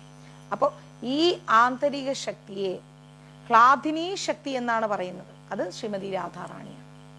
ഹ്ലാദിനി ശക്തി അതാരാണ്? ശ്രീമതി രാധാറാണി. ഓക്കെ. അപ്പോ രാധാകൃഷ്ണന്റെ സ്നേഹബന്ധങ്ങൾ എന്ന് പറഞ്ഞു കഴിഞ്ഞാൽ അത് അതീന്ദ്രിയമായിരിക്കുന്ന പ്രകടനങ്ങളാണ്. അതൊരിക്കലും ഒരു പുരുഷനും സ്ത്രീയും തമ്മിലുള്ള ഒരു ബന്ധമായി നമ്മൾ കാണാൻ പാടില്ല. രാധയും കൃഷ്ണനും സത്യത്തിൽ ഒന്നാണെങ്കിൽ പോലും അവർ എന്നേക്കുമായി വേർപിരിഞ്ഞു എന്നൊക്കെയാണ് നമ്മൾ പറയുന്നത്, അല്ലെ? ശ്രീമതി രാധാറാണി എന്ന് പറഞ്ഞാൽ ഭഗവാൻ കൃഷ്ണന്റെ ഒരു പരമോന്നത ഭക്ത. കാരണം ഭക്തി നമുക്ക് വിവരിച്ചു കാണിക്കുന്നുണ്ട്. പ്രണയിനി, പ്രണയം വിവരിച്ചു കാണിക്കുന്നുണ്ട്. അന്തർശക്തി, ആ ശക്തി വിവരിച്ചു കാണിക്കുന്നുണ്ട്. ആനന്ദം, ആ ആനന്ദം വിവരിച്ചു കാണിക്കുന്നുണ്ട്. എല്ലാ ഭഗവാന്റെ സേവനത്തിലും ഏർപ്പെട്ടിരിക്കുന്ന ഈ ഗോപികമാര് ആരാണ്? ഭഗവാൻ ശ്രീമതി രാധാറാണിയുടെ വികാസങ്ങൾ. ഈ ലക്ഷ്മി ദേവി, നാരായണന്റെ കൂടെയുള്ള ലക്ഷ്മി ദേവി രാധാറാണിയിൽ നിന്ന് ഉത്ഭവിച്ചതാണ്. ഭക്തി സേവനത്തിന്റെ പാതയിൽ പ്രവേശിക്കുന്ന എല്ലാ തരത്തിലുള്ള ഭക്തരുടെയും അടിസ്ഥാനം, ആദർശം, പരമമായിരിക്കുന്ന അഭയം ആരാണ്? ശ്രീമതി രാധാറാണിയാണ്. അപ്പൊ ആദ്യം ശ്രീമതി രാധാറാണിയുടെ കാരുണ്യം വാങ്ങാതെ നമുക്ക് എവിടേക്ക് പോകാൻ കഴിയില്ല? കൃഷ്ണന്റെ അടുത്തേക്ക് പോകാൻ കഴിയില്ല. അത് നമ്മൾ മനസ്സിലാക്കണം. ഹരേ കൃഷ്ണ മഹാമന്ത്രം എന്ന് പറഞ്ഞു കഴിഞ്ഞാൽ യഥാർത്ഥത്തിൽ ശ്രീമതി രാധാറാണിയോടുള്ള പ്രാർത്ഥനയാണ്. എത്ര പേർക്ക് അറിയായിരുന്നു അത്? ഹരേ കൃഷ്ണ എന്ന് പറയുന്ന മഹാമന്ത്രം ശ്രീമതി രാധാറാണിയോടുള്ള പ്രാർത്ഥനയാണ്. കൃഷ്ണന്റെ ആന്തരിക ശക്തിയെ നമ്മൾ പറയുന്ന പേരെന്താണ്? ഹ്ലാദിനി. ഹ്ലാദിനി എന്നാണ് പറയുന്നത്. ഹരയിൽ നിന്നാണ് ഹര എന്ന് പറയുന്ന വാക്കുണ്ടായിരിക്കുന്നത്, അല്ലെ? ഇത് മറ്റാരുമല്ല, ശ്രീമതി രാധാറാണിയാണ്. ഒരാൾ മഹാമന്ത്രം ജപിക്കുമ്പോ ഹേ കൃഷ്ണ ഹേ രാധേ എന്ന് പറയുമ്പോ എന്തായി?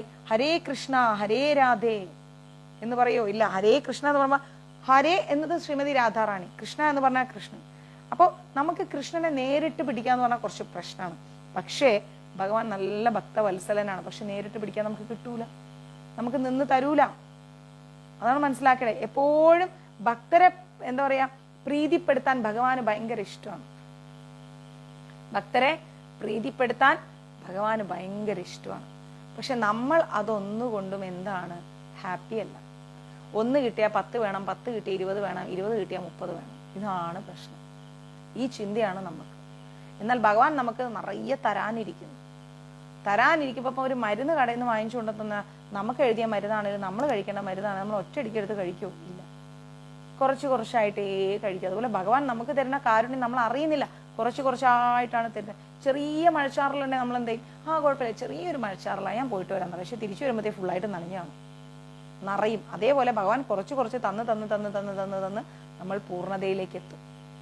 അങ്ങനെ എത്തണമെങ്കിൽ നമ്മൾ ആരെ പിടിക്കണം? ശ്രീമതി രാധാറാണിയെ പിടിക്കണം. അങ്ങനെ ഒരു ഭക്തന്റെ മാനസികാവസ്ഥ ശ്രീമതി രാധാറാണിയുടെ അനുകമ്പയിലൂടെ മാറിക്കഴിഞ്ഞാൽ അവൻ ആരെ കിട്ടും? കൃഷ്ണനെ കിട്ടും. കൃഷ്ണൻ എന്ന് പറഞ്ഞാൽ ശ്രീമതി രാധാറാണിയാൽ എളുപ്പം പ്രസാദിക്കും. രാധാറാണി എന്ന് പറയുന്ന വേർഡിലൂടെ കൃഷ്ണൻ അങ്ങ് പ്രസാദിക്കും. അപ്പോൾ ഭക്തന്റെ സേവനത്തിൽ ശ്രീമതി രാധാറാണി അങ്ങ് ഉൾപ്പെടുത്തി കഴിഞ്ഞാൽ എന്തായി? കൃഷ്ണൻ നമ്മുടെ കൂടെയായി. മനസ്സിലാവുന്നു? അപ്പൊ ആ രാധാറാണിയെ നമ്മൾ എന്ത് ചെയ്യണം? ആ രാധാറാണിയെ നമ്മൾ ഇത്രയും പെട്ടെന്ന് പിടിക്കാൻ ശ്രമിക്കണം. ആ രാധാറാണിയെ കിട്ടിക്കഴിഞ്ഞാൽ നമ്മുടെ ജീവിതം ആനന്ദ നിർവൃതിയിലേക്കായി. പിന്നെ ഒന്നും ചിന്തിക്കണ്ട, കൃഷ്ണനെ കുറിച്ചൊന്നും നമ്മൾ ആലോചിച്ച് നമ്മൾ ടെൻഷൻ അടിച്ച് ഇങ്ങനെ ഇരിക്കണ്ട. ഭഗവാൻ നമുക്ക് ആരെ തരും? അദ്ദേഹത്തെ തന്നെ നമുക്ക് തിരിച്ചു തരും.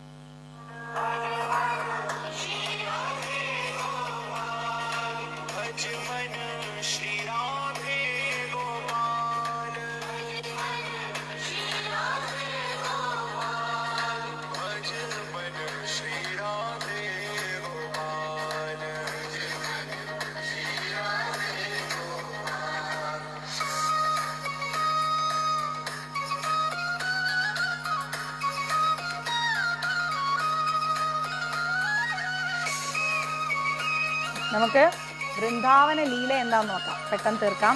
വൃന്ദാവന ലീല എന്ന് പറഞ്ഞു കഴിഞ്ഞാൽ ഇവിടെ പറയുന്നു, സാക്ഷാൽ ഭഗവാൻ വരുമ്പോ അദ്ദേഹത്തിന്റെ ഭക്തരും കൂടെ വരുന്നുണ്ട് ഗോലോകത്ത് നിന്ന്. അതറിയാലോ അല്ലെ? ഭഗവാൻ വരുന്ന സമയത്ത് ഭഗവാന്റെ ഭക്തരും കൂടെ വരുന്നത്. അതാണ് നമ്മുടെ പഞ്ചതത്വ മന്ത്രം. ജയ് ശ്രീകൃഷ്ണ ചൈതന്യ പ്രഭു നിത്യാനന്ദ ശ്രീ അദ്വൈത ഗദാധര ശ്രീവാസാദി ഗൗര ഭക്തവൃന്ദ എന്നാ പറയുന്നത്. ഗൗര ഭക്തവൃന്ദ. ആ ഭക്തവൃന്ദർ അത് അനേകായിരം കോടാനുകൂടി എണ്ണിയാൽ ഒടുങ്ങാത്ത ഭക്തരാണ്. ഭഗവാൻ പോകുമ്പോൾ ഭഗവാന്റെ പിന്നാലെ ഈ ഭക്തരും ഒക്കെ ഭൂമിയിലേക്ക് വരുന്നുണ്ട്. അതേപോലെ ഭഗവാൻ ഗോലോകത്ത് നിന്ന് കൃഷ്ണനായിട്ട് അവതരിച്ച സമയത്ത് 5000 വർഷങ്ങൾക്ക് മുമ്പ് വന്നപ്പോൾ എന്തായി? ഒരു പശുപാലകനായ അദ്ദേഹം വന്നപ്പോൾ ശ്രീമതി രാധാറാണി യഥാർത്ഥ രൂപത്തിൽ അദ്ദേഹത്തെ ഫോളോ ചെയ്യുന്നു എന്നുള്ളതാണ് നമ്മൾ ആരും അറിഞ്ഞില്ല, അല്ലേ? അപ്പോ എന്താ ഉണ്ടായതെന്ന് വെച്ച് കഴിഞ്ഞാല്, ഒരു ദിവസം ചന്ദ്രന്റെ അഷ്ടമി 8ാം ദിവസം ക്ഷയിക്കുന്ന സമയത്ത് കൃഷ്ണൻ വന്നതിന് ശേഷം കൃത്യം 2 ആഴ്ച കഴിഞ്ഞപ്പോൾ ആര് വന്നു? ശ്രീമതി രാധാറാണി വന്നു. കൃത്യം 2 ആഴ്ച കഴിഞ്ഞപ്പോഴത്തേക്കും ശ്രീമതി രാധാറാണിയും വന്നിട്ടുണ്ട്. നന്ദഗ്രാമത്തിൽ കുറച്ച് മൈലുകൾ ദൂരത്ത് ബർസാന എന്ന് പറയുന്ന ഒരു ഗ്രാമമുണ്ട്. നമ്മൾ വൃന്ദാവനത്തിൽ പോയാൽ കാണാൻ പറ്റും. ബർസാന എന്ന് പറയുന്ന ആ ഒരു സ്ഥലത്ത് ഗ്രാമത്തില് വൃഷഭാനുവിന്റെയും ഭാര്യ കീർത്തിത, രാധാറാണിയുടെ അമ്മയുടെ പേരെന്താണ്? കീർത്തിത. കീർത്തിത, ഈ ദാനത്തിന്റെ ആ കീർത്തിതയുടെയും എന്താ പറയാ അടുത്ത് താമരപ്പൂവിൽ ആ വയലിൽ വെച്ചിട്ട് ശ്രീമതി രാധാറാണി അവർ കണ്ടെത്തുകയാണ്. വൃഷഭാനുവിന്റെയും കീർത്തിതയുടെയും മകളായിട്ടാണ് പിന്നീട് വളരുന്നത്. ശ്രീമതി രാധാറാണി ആദ്യം കണ്ണു തുറന്നത് എപ്പോഴാണെന്നറിയാമോ? സാക്ഷാൽ ഭഗവാൻ ശ്രീമതി രാധാറാണിയുടെ മുമ്പിൽ പ്രത്യക്ഷപ്പെട്ടപ്പോഴാണ് ശ്രീമതി രാധാറാണി ആദ്യമായിട്ട് കണ്ണു തുറന്നത്. അതുവരെ രാധാറാണിയുടെ കണ്ണുകൾ ഇങ്ങനെ അടഞ്ഞിരിക്കുമായിരുന്നു. അറിയാമായിരുന്നു. കൃഷ്ണനും രാധയും തമ്മിലുള്ള ആ ഒരു അമൂല്യമായിരിക്കുന്ന ബന്ധത്തിന്റെ തീവ്രതയാണ് നമ്മൾ മനസ്സിലാക്കേണ്ടത്. ആലോചിച്ച് നോക്കിക്കേ. അങ്ങനെ ലൗകിക വീക്ഷണ കോണിൽ നിന്ന് നോക്കിക്കഴിഞ്ഞാൽ നമുക്കത് ഒരു ചിന്തിക്കാനല്ലേ, തായല്ലമ്മേ ദാണ്, ദാനത്തിന്റെ ദാ. ലൗകികമായ ഒരു രീതിയിൽ നമ്മൾ ആ ബന്ധത്തെ ഇനിയെങ്കിലും കാണാതിരിക്കുക. ആ രാധാറാണിയിൽ നിന്ന് ഗോപികമാരെ നമ്മൾ കൃഷ്ണന്റെ എന്താ പറയാ വെറും താഴെ കിടക്കിരിക്കുന്ന സ്ത്രീകളായിട്ടുള്ള ബന്ധത്തിലേക്ക് നമ്മൾ കൊണ്ടുപോകാതിരിക്കുക. ഓക്കെ, അങ്ങനെ എന്താണ്ടായത്? കൃഷ്ണനുമായിട്ടുള്ള ആ ഒരു ഭഗവാനുമായിട്ടുള്ള ഒരു ഭക്തന്റെ ഏറ്റവും ഉയർന്ന തലത്തിലുള്ള ബന്ധമായ മാധുര്യ രസം, ഭഗവാനുമായിട്ടൊരു ഭക്തനുള്ള ഏറ്റവും വലിയൊരു ബന്ധം എന്ന് പറഞ്ഞാൽ മാധുര്യ രസം എന്നാണ് നമ്മൾ പറയുന്നത്. അതൊക്കെ നമുക്ക് കീർത്തിത കറക്റ്റാണ്. കുറച്ചും കൂടെ നമ്മൾ ഡീറ്റെയിൽ ആയിട്ട് മുന്നോട്ട് പഠിക്കും. അപ്പൊ ആ ഒരു ഭക്തി അത് മനസ്സിലാക്കാൻ നമ്മൾ എന്ത് ചെയ്യണം അറിയോ? ശ്രീമതി രാധാറാണിയും ഭഗവാനുമായിട്ടുള്ള ബന്ധത്തെ ഒന്ന് മനസ്സിലാക്കിയാൽ മതി. ആ ഒരു മാധുര്യ ഭക്തി എന്താ നമുക്ക് മനസ്സിലാവും. അതുകൊണ്ടാണ് നമ്മുടെ സ്വരൂപ ദാമോദര ഗോസ്വാമി പറയുന്നത്, രാധയുടെയും കൃഷ്ണന്റെയും പ്രണയബന്ധങ്ങൾ ഒരു സാധാരണ ബന്ധമല്ല, ഭൗതിക സ്നേഹ ബന്ധങ്ങളാണത്. ആണോ? ഒരു സാധാരണ ബന്ധമല്ല, ഭൗതിക സ്നേഹ ബന്ധങ്ങളാണത്. ഭൗതിക ലോകത്താണ് നമുക്ക് കാമുകനും കാമുകിയൊക്കെ ഉള്ളത്, ഭാര്യയും ഭർത്താവും ഒക്കെ ഉള്ളത്. അതൊക്കെ എവിടെ കാണാൻ പറ്റും? ശ്രീമതി രാധാറാണിയിലും കൃഷ്ണനിലും കാണാൻ പറ്റും. അതൊക്കെ നമ്മൾ മനസ്സിലാക്കാൻ വേണ്ടി മാത്രമുള്ള കാര്യങ്ങളാണ്. ഇതിന്റെ അപ്പുറത്തുള്ള ഒരു മധുരമായിരിക്കുന്ന മാധുര്യ രസം നമ്മൾ ഇവരിലൂടെ വളർത്തിയെടുക്കണം. അങ്ങനെ ഈ ഒരു വെറും കേവലമായ രീതിയിൽ താഴേക്കിടയിൽ കിടക്കുന്ന ബന്ധമായി നമ്മൾ കാണുന്നുണ്ടെങ്കിൽ വിഡ്ഢികളാണ് ആ വ്യക്തികൾ. അവരൊരിക്കലും കൃഷ്ണനെ ആരാധിക്കാൻ യോഗ്യതയുള്ള വ്യക്തികളല്ല. അവരെയാണ് എന്തെന്ന് പറയുന്നത്? സാധാരണ മനുഷ്യരെന്ന് പറയുന്നത്. അസാധാരണമായിരിക്കുന്ന മനുഷ്യരൊരിക്കലും രാധാകൃഷ്ണ പ്രേമ ബന്ധത്തെ ഒരു സാധാരണ പ്രണയമായി കാണില്ല. അവർക്ക് കൃഷ്ണന്റെ അതീന്ദ്രിയ സ്വഭാവം അറിയാം. എന്നാൽ സാധാരണ മനുഷ്യർക്ക് കൃഷ്ണന്റെ അതീന്ദ്രിയ സ്വഭാവം അറിയില്ല. അവരെന്താ ചെയ്യുന്നത്? കൃഷ്ണന്റെ രാസലീല അനുകരിക്കാൻ വേണ്ടി ഗോപികമാരോടൊപ്പമുള്ള നൃത്തം, ഇതൊക്കെ വേറെ ലെവലിൽ കണ്ടിട്ട് അതൊരു കുറ്റമായി ചിത്രീകരിക്കുന്നു. പക്ഷെ ഇതൊന്നും കുറ്റവുമല്ല, തെറ്റുമല്ല. ഇതൊക്കെ ഭക്തിയുടെ പാതയിൽ ആരംഭിക്കുന്ന കുറേ അനുഗ്രഹങ്ങളാണ്. അത് നമ്മൾ മനസ്സിലാക്കണം. മറ്റുള്ള കാര്യങ്ങൾ എന്ന് പറയുമ്പോൾ ഈ സാധാരണ വ്യക്തികൾ കാണുന്ന ബന്ധം എന്ന് പറയുന്നത് വളരെ ചീപ്പായ ബന്ധങ്ങൾ. അത് ആധ്യാത്മിക ലോകത്തെ ബന്ധവുമായി കണക്ട് ചെയ്യുന്നതുകൊണ്ടാണ്. അങ്ങനെ ആധ്യാത്മിക ലോകത്തെ ബന്ധവുമായി കണക്ട് ചെയ്യേണ്ട വ്യക്തികളല്ല ആര്? സാക്ഷാൽ കൃഷ്ണനും രാധയും.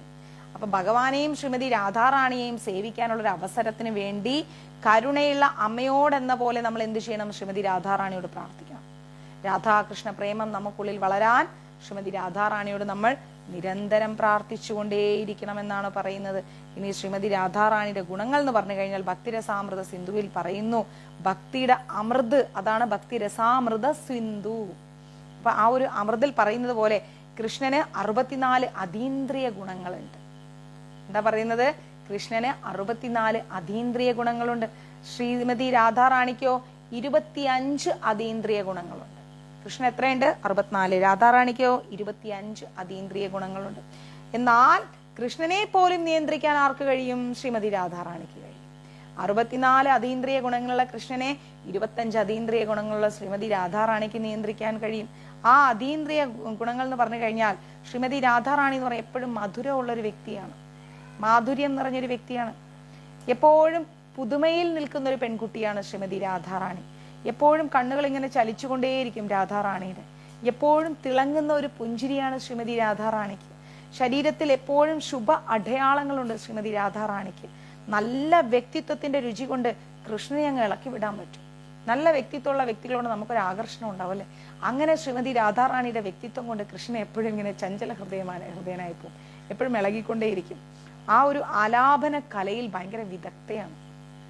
കൃഷ്ണൻ എവിടെ മാറി നിന്നാലും ശ്രീമതി രാധാറാണി എന്ന് പറഞ്ഞാൽ ഓടി വരും. അതാണ് കൃഷ്ണനെ ഇളക്കി വിടാൻ ആർക്ക് സാധിക്കും എന്ന് പറയുന്നത്? രാധാറാണിക്ക് സാധിക്കും എന്ന് പറയുന്നത്. മധുരമായി സംസാരിക്കാൻ രാധാറാണിക്ക് സാധിക്കും. സ്ത്രീ ആകർഷണങ്ങൾ പറഞ്ഞു കഴിഞ്ഞാൽ അതിൽ ഏറ്റവും വിദഗ്ധയാണ് ശ്രീമതി രാധാറാണി. എളിമയും സൗമ്യതയുടെയും നിറകുടമാണ് ശ്രീമതി രാധാറാണി. എപ്പോഴും കരുണയുണ്ട്, നല്ല തന്ത്രശാലിയാണ്, ഭംഗിയായി വസ്ത്രം ധരിക്കാൻ അറിയാം. അങ്ങനെ ഒരുപാട് എണ്ണിയാലൊടുങ്ങാത്ത ഗുണങ്ങളാണ് ശ്രീമതി രാധാറാണിക്ക്. എപ്പോഴും ലജ്ജാശീലയാണ് ശ്രീമതി രാധാറാണി, ഭയങ്കര ലജ്ജയാണ്. എപ്പോഴും ആദരവുള്ള ഒരാളാണ് ശ്രീമതി രാധാറാണി. എപ്പോഴും ക്ഷമയുള്ള ഒരാളാണ് ശ്രീമതി രാധാറാണി. വളരെ ഗുരുതരമാണ് ശ്രീമതി രാധാറാണി. ചിലപ്പോൾ ഒരു കുഞ്ഞു വിഷമം വന്നാൽ മതി, സങ്കടപ്പെട്ട് അങ്ങനെ ഇരിക്കും. മനസ്സിലായില്ലേ? എപ്പോഴും ആസ്വദിച്ചുകൊണ്ടേയിരിക്കും ശ്രീമതി രാധാറാണി. എപ്പോഴും ഉയർന്ന ഭക്തിയിലാണ് ശ്രീമതി രാധാറാണി സ്ഥിതി ചെയ്യുന്നത്. ചെറിയ ഭക്തിയൊന്നുമല്ല, ഉയർന്ന ഭക്തി. ഗോകുല നിവാസികളുടെ സ്നേഹത്തിന്റെ വാസസ്ഥലം, ഗോകുലത്തിലെ ജനങ്ങളുടെ സ്നേഹത്തിന്റെ വാസം എന്ന് പറയുന്നത് ശ്രീമതി രാധാറാണിയാണ്. എല്ലാത്തരം ഭക്തർക്കും അഭയം നൽകാൻ ശ്രീമതി രാധാറാണിക്ക് സാധിക്കും. എപ്പോഴും മുകളിലുള്ളവരോടും താഴെയുള്ളവരോടൊക്കെ ഒരേ വാത്സല്യമാണ്. ജാതിയോ മതമോ കുലമോ ഒന്നും രാധാറാണി സംസാരിക്കില്ല. അങ്ങനെ സംസാരിക്കുന്നവരോട് രാധാറാണിക്ക് ഇഷ്ടവുമല്ല. ഉയർന്ന കുലത്തിൽ ജനിച്ചു, താഴ്ന്ന കുലത്തിൽ ജനിച്ചു, ഇങ്ങനെയുള്ള സംസാരങ്ങൾ രാധാറാണിക്ക് ഇഷ്ടമല്ല. രാധാറാണി അത് സഹിക്കില്ല. എപ്പോഴും സഹകാരികളുടെ ഇടപാടുകൾ, അത് എപ്പോഴും കൂടെ ഇങ്ങനെ രാധാറാണിയുടെ കൂടെ ഒരുപാട് ഗോപികമാരും എന്താ പറയാ സുഹൃത്തുക്കളൊക്കെ ഉണ്ടാവും. കൃഷ്ണന്റെ കാമുകിമാർ എന്ന് പറഞ്ഞാൽ അതിൽ ഏറ്റവും ഉയർന്ന സ്ഥാനമാണ് നമ്മുടെ ശ്രീമതി രാധാറാണിക്ക്. കൃഷ്ണനെ എപ്പോഴും നിയന്ത്രണത്തിൽ നിർത്തും രാധാറാണി. കാരണം എന്താണ്? ഊർജമാണത്. മനസ്സിലാവുന്നുണ്ട്? എല്ലാവരെയും തന്നിലേക്ക് ആകർഷിക്കാൻ കൃഷ്ണൻ നിൽക്കുന്നതുമാണ് കൃഷ്ണന് ആകർഷകൻ എന്ന് പറയുന്നത്. എന്നാൽ ശ്രീമതി രാധാറാണിയോ ആ ആകർഷകനായിരിക്കുന്ന കൃഷ്ണനെ പോലും ആകർഷിക്കുന്നു. എല്ലാവരും കൃഷ്ണനിലേക്കാണ് ആകർഷിക്കപ്പെടുന്നത്. അതുകൊണ്ട് കൃഷ്ണനെ ആകർഷകൻ എന്ന് വിളിക്കും. പക്ഷെ ആ കൃഷ്ണനെ രാധാറാണിയിലേക്ക് രാധാറാണി ആകർഷിച്ചു വെച്ചിരിക്കുകയാണ്. അതുകൊണ്ട് വേദഹം സമതീതാനി, അതായത് എനിക്കെല്ലാം അറിയാം എന്ന് കൃഷ്ണൻ എന്താ പറയുക പറഞ്ഞെങ്കിലും രാധാറാണിയെ മനസ്സിലാക്കുന്ന കാര്യത്തിൽ കൃഷ്ണൻ പരാജയപ്പെട്ടു പോയി. കൃഷ്ണൻ എല്ലാം അറിയാമെങ്കിലും രാധാറാണിയെ മനസ്സിലാക്കുന്ന കാര്യത്തിൽ പാവം പരാജയപ്പെട്ടു പോയിട്ടുണ്ട്. കൃഷ്ണൻ അച്യുതനാണ്, അചിന്തനീയനാണ്. എന്നാൽ അദ്ദേഹത്തിന് രാധാറാണി എന്ന് പറഞ്ഞ ചിന്തകൾക്കും അപ്പുറമാണ്. അദ്ദേഹം ചിന്തിക്കുന്നതിന്റെ അപ്പുറമാണ് രാധാറാണി. രാധാറാണി എന്ന് പറഞ്ഞാൽ മികച്ച ഒരു വ്യക്തിത്വമാണ്. കൃഷ്ണൻ വിചാരിച്ചു എല്ലാം നിറഞ്ഞിരിക്കുന്നു, എല്ലാ കാര്യത്തിലും ഞാൻ പൂർണ്ണനാണെന്ന്. എന്നിട്ടും എനിക്ക് രാധാറാണിയെ മനസ്സിലാക്കാൻ സാധിക്കുന്നില്ലല്ലോ. കൃഷ്ണന്റെ ഒരു ഇതാണ്, എനിക്ക് രാധാറാണിയെ പൂർണ്ണമായി മനസ്സിലാക്കണം. ഈ ചോദ്യം കൃഷ്ണനെ സ്വയം മനസ്സിലാക്കാനുള്ള രാധാറാണിയുടെ പ്രവർത്തനങ്ങളെ, പ്രവണതകളെ നമ്മൾ അംഗീകരിച്ചു തരികയാണ്. അപ്പൊ എത്രയോ മുകളിലാണ് ശ്രീമതി രാധാറാണി. അങ്ങനെ 500 വർഷങ്ങൾക്ക് മുമ്പ് കൃഷ്ണൻ ചൈതന്യ മഹാപ്രഭുവായി വന്നപ്പോൾ ശ്രീമതി രാധാറാണിയുടെ മാനസികാവസ്ഥയിലും അവരുടെ സ്വർണ്ണ നിറത്തിലുമൊക്കെ ഏറ്റവും നല്ല ഭക്തനായിക്കൊണ്ട് ദേവി ജനിക്കുകയാണ് അല്ലെ? നിത്യാനന്ദ പ്രഭുവായി സ്വർണ്ണവർണ്ണ നിറത്തോടുകൂടി ഭഗവാൻ ചൈതന്യ മഹാപ്രഭുവായപ്പം ദേവി നിത്യാനന്ദ പ്രഭുവായി. ഒട്ടും ഇവർ പിരിയുന്നില്ല. ആ രാധാറാണിയുടെ ഭക്തിയുടെ ആഴം കൃഷ്ണൻ മനസ്സിലാക്കാനാണ് അദ്ദേഹം നിത്യാനന്ദ പ്രഭുവായിട്ട് ജനിക്കുന്നത്. ഓക്കെ, ശ്രീമതി രാധാറാണിയുടെ ഉത്തമ മഹാഭാഗവത് എന്ന ഭക്ത എന്ന നിലയിൽ എന്താ പറയാ, ശ്രീമതി രാധാറാണിയാണ് ഏറ്റവും വലിയ ഭക്ത, ഏറ്റവും വലിയ കരുണയുള്ളവർ. ഭൗതിക ലോകത്തിൽ കുടുങ്ങിപ്പോയ ഒരുപാട് ആത്മാക്കളുണ്ട് നമ്മളെ പോലെയുള്ളവരല്ലേ. അവരുടെ കഷ്ടപ്പാടുകൾ എന്ന് പറഞ്ഞാൽ ശ്രീമതി രാധാറാണിക്ക് താങ്ങാൻ സാധിക്കില്ല. നമ്മൾ അനുഭവിക്കുന്ന കഷ്ടപ്പാടുകൾ ശ്രീമതി രാധാറാണിയോട് ഒരു വട്ടം പറഞ്ഞു നോക്കിക്കേ, ആ പ്രശ്നങ്ങൾ അവിടെ തീരും. ആ സെക്കൻഡ് അവിടെ ഭഗവതി തീർത്തു തരും. ആരാധയാ എന്നാൽ ആരാധിക്കുന്ന, പ്രാർത്ഥിക്കുന്ന. എന്നാൽ രാധ എന്ന വാക്ക് അതിൽ നിന്നുണ്ടായി എന്ന് പറഞ്ഞല്ലേ. ആരാധന എന്ന് പറഞ്ഞാൽ അർഹിക്കുന്നത് എന്നാണ് അർത്ഥം. അതുപോലെ അപരാധ കുറ്റങ്ങൾ എന്ന് വെച്ചാൽ എന്താണ്? രാധയ്ക്കെതിരെ എന്നാണ്. അപരാധ രാധയ്ക്കെതിരെ, ആരാധന രാധേ. അങ്ങനെ അപരാധ കുറ്റങ്ങൾ രാധയ്ക്കെതിരെ എന്ന് പറഞ്ഞു കഴിഞ്ഞാൽ ആ ഒരു വാക്ക് പോലെ രാധയ്ക്കെതിരെ എന്നാണ്. ആ ഒരു ഭക്തി നിർഭരമായിരിക്കുന്ന സേവനം പോലെ അനുഷ്ഠിക്കുമ്പോൾ ശ്രീമതി രാധാറാണി പ്രസാദിക്കുന്നുണ്ട്. ഒരിക്കലും രാധാറാണിക്ക് ചെറുതെന്നോ വലുതെന്നോ ഉള്ളതെന്നോ ഇല്ലാത്തതെന്നോ ഒന്നുമില്ല. കൃഷ്ണനോ അവന്റെ ഭക്തന്മാർക്കോ എന്തെങ്കിലും ഒരു വൈഷ്ണവ അപരാധം ചെയ്തു കഴിഞ്ഞാൽ അവർ രാധാറാണിയാണ് വേദനിപ്പിക്കുന്നത്. ഒരിക്കലും വൈഷ്ണവ അപരാധം ചെയ്തു കഴിഞ്ഞാൽ അത് നമ്മൾ വിചാരിക്കരുത് അവരെ വേദന ഇല്ല, ശ്രീമതി രാധാറാണിയാണ് വേദനിപ്പിക്കുന്നത്. അതുകൊണ്ട് എല്ലാ ഭക്തരുടെ സംരക്ഷണത്തിനും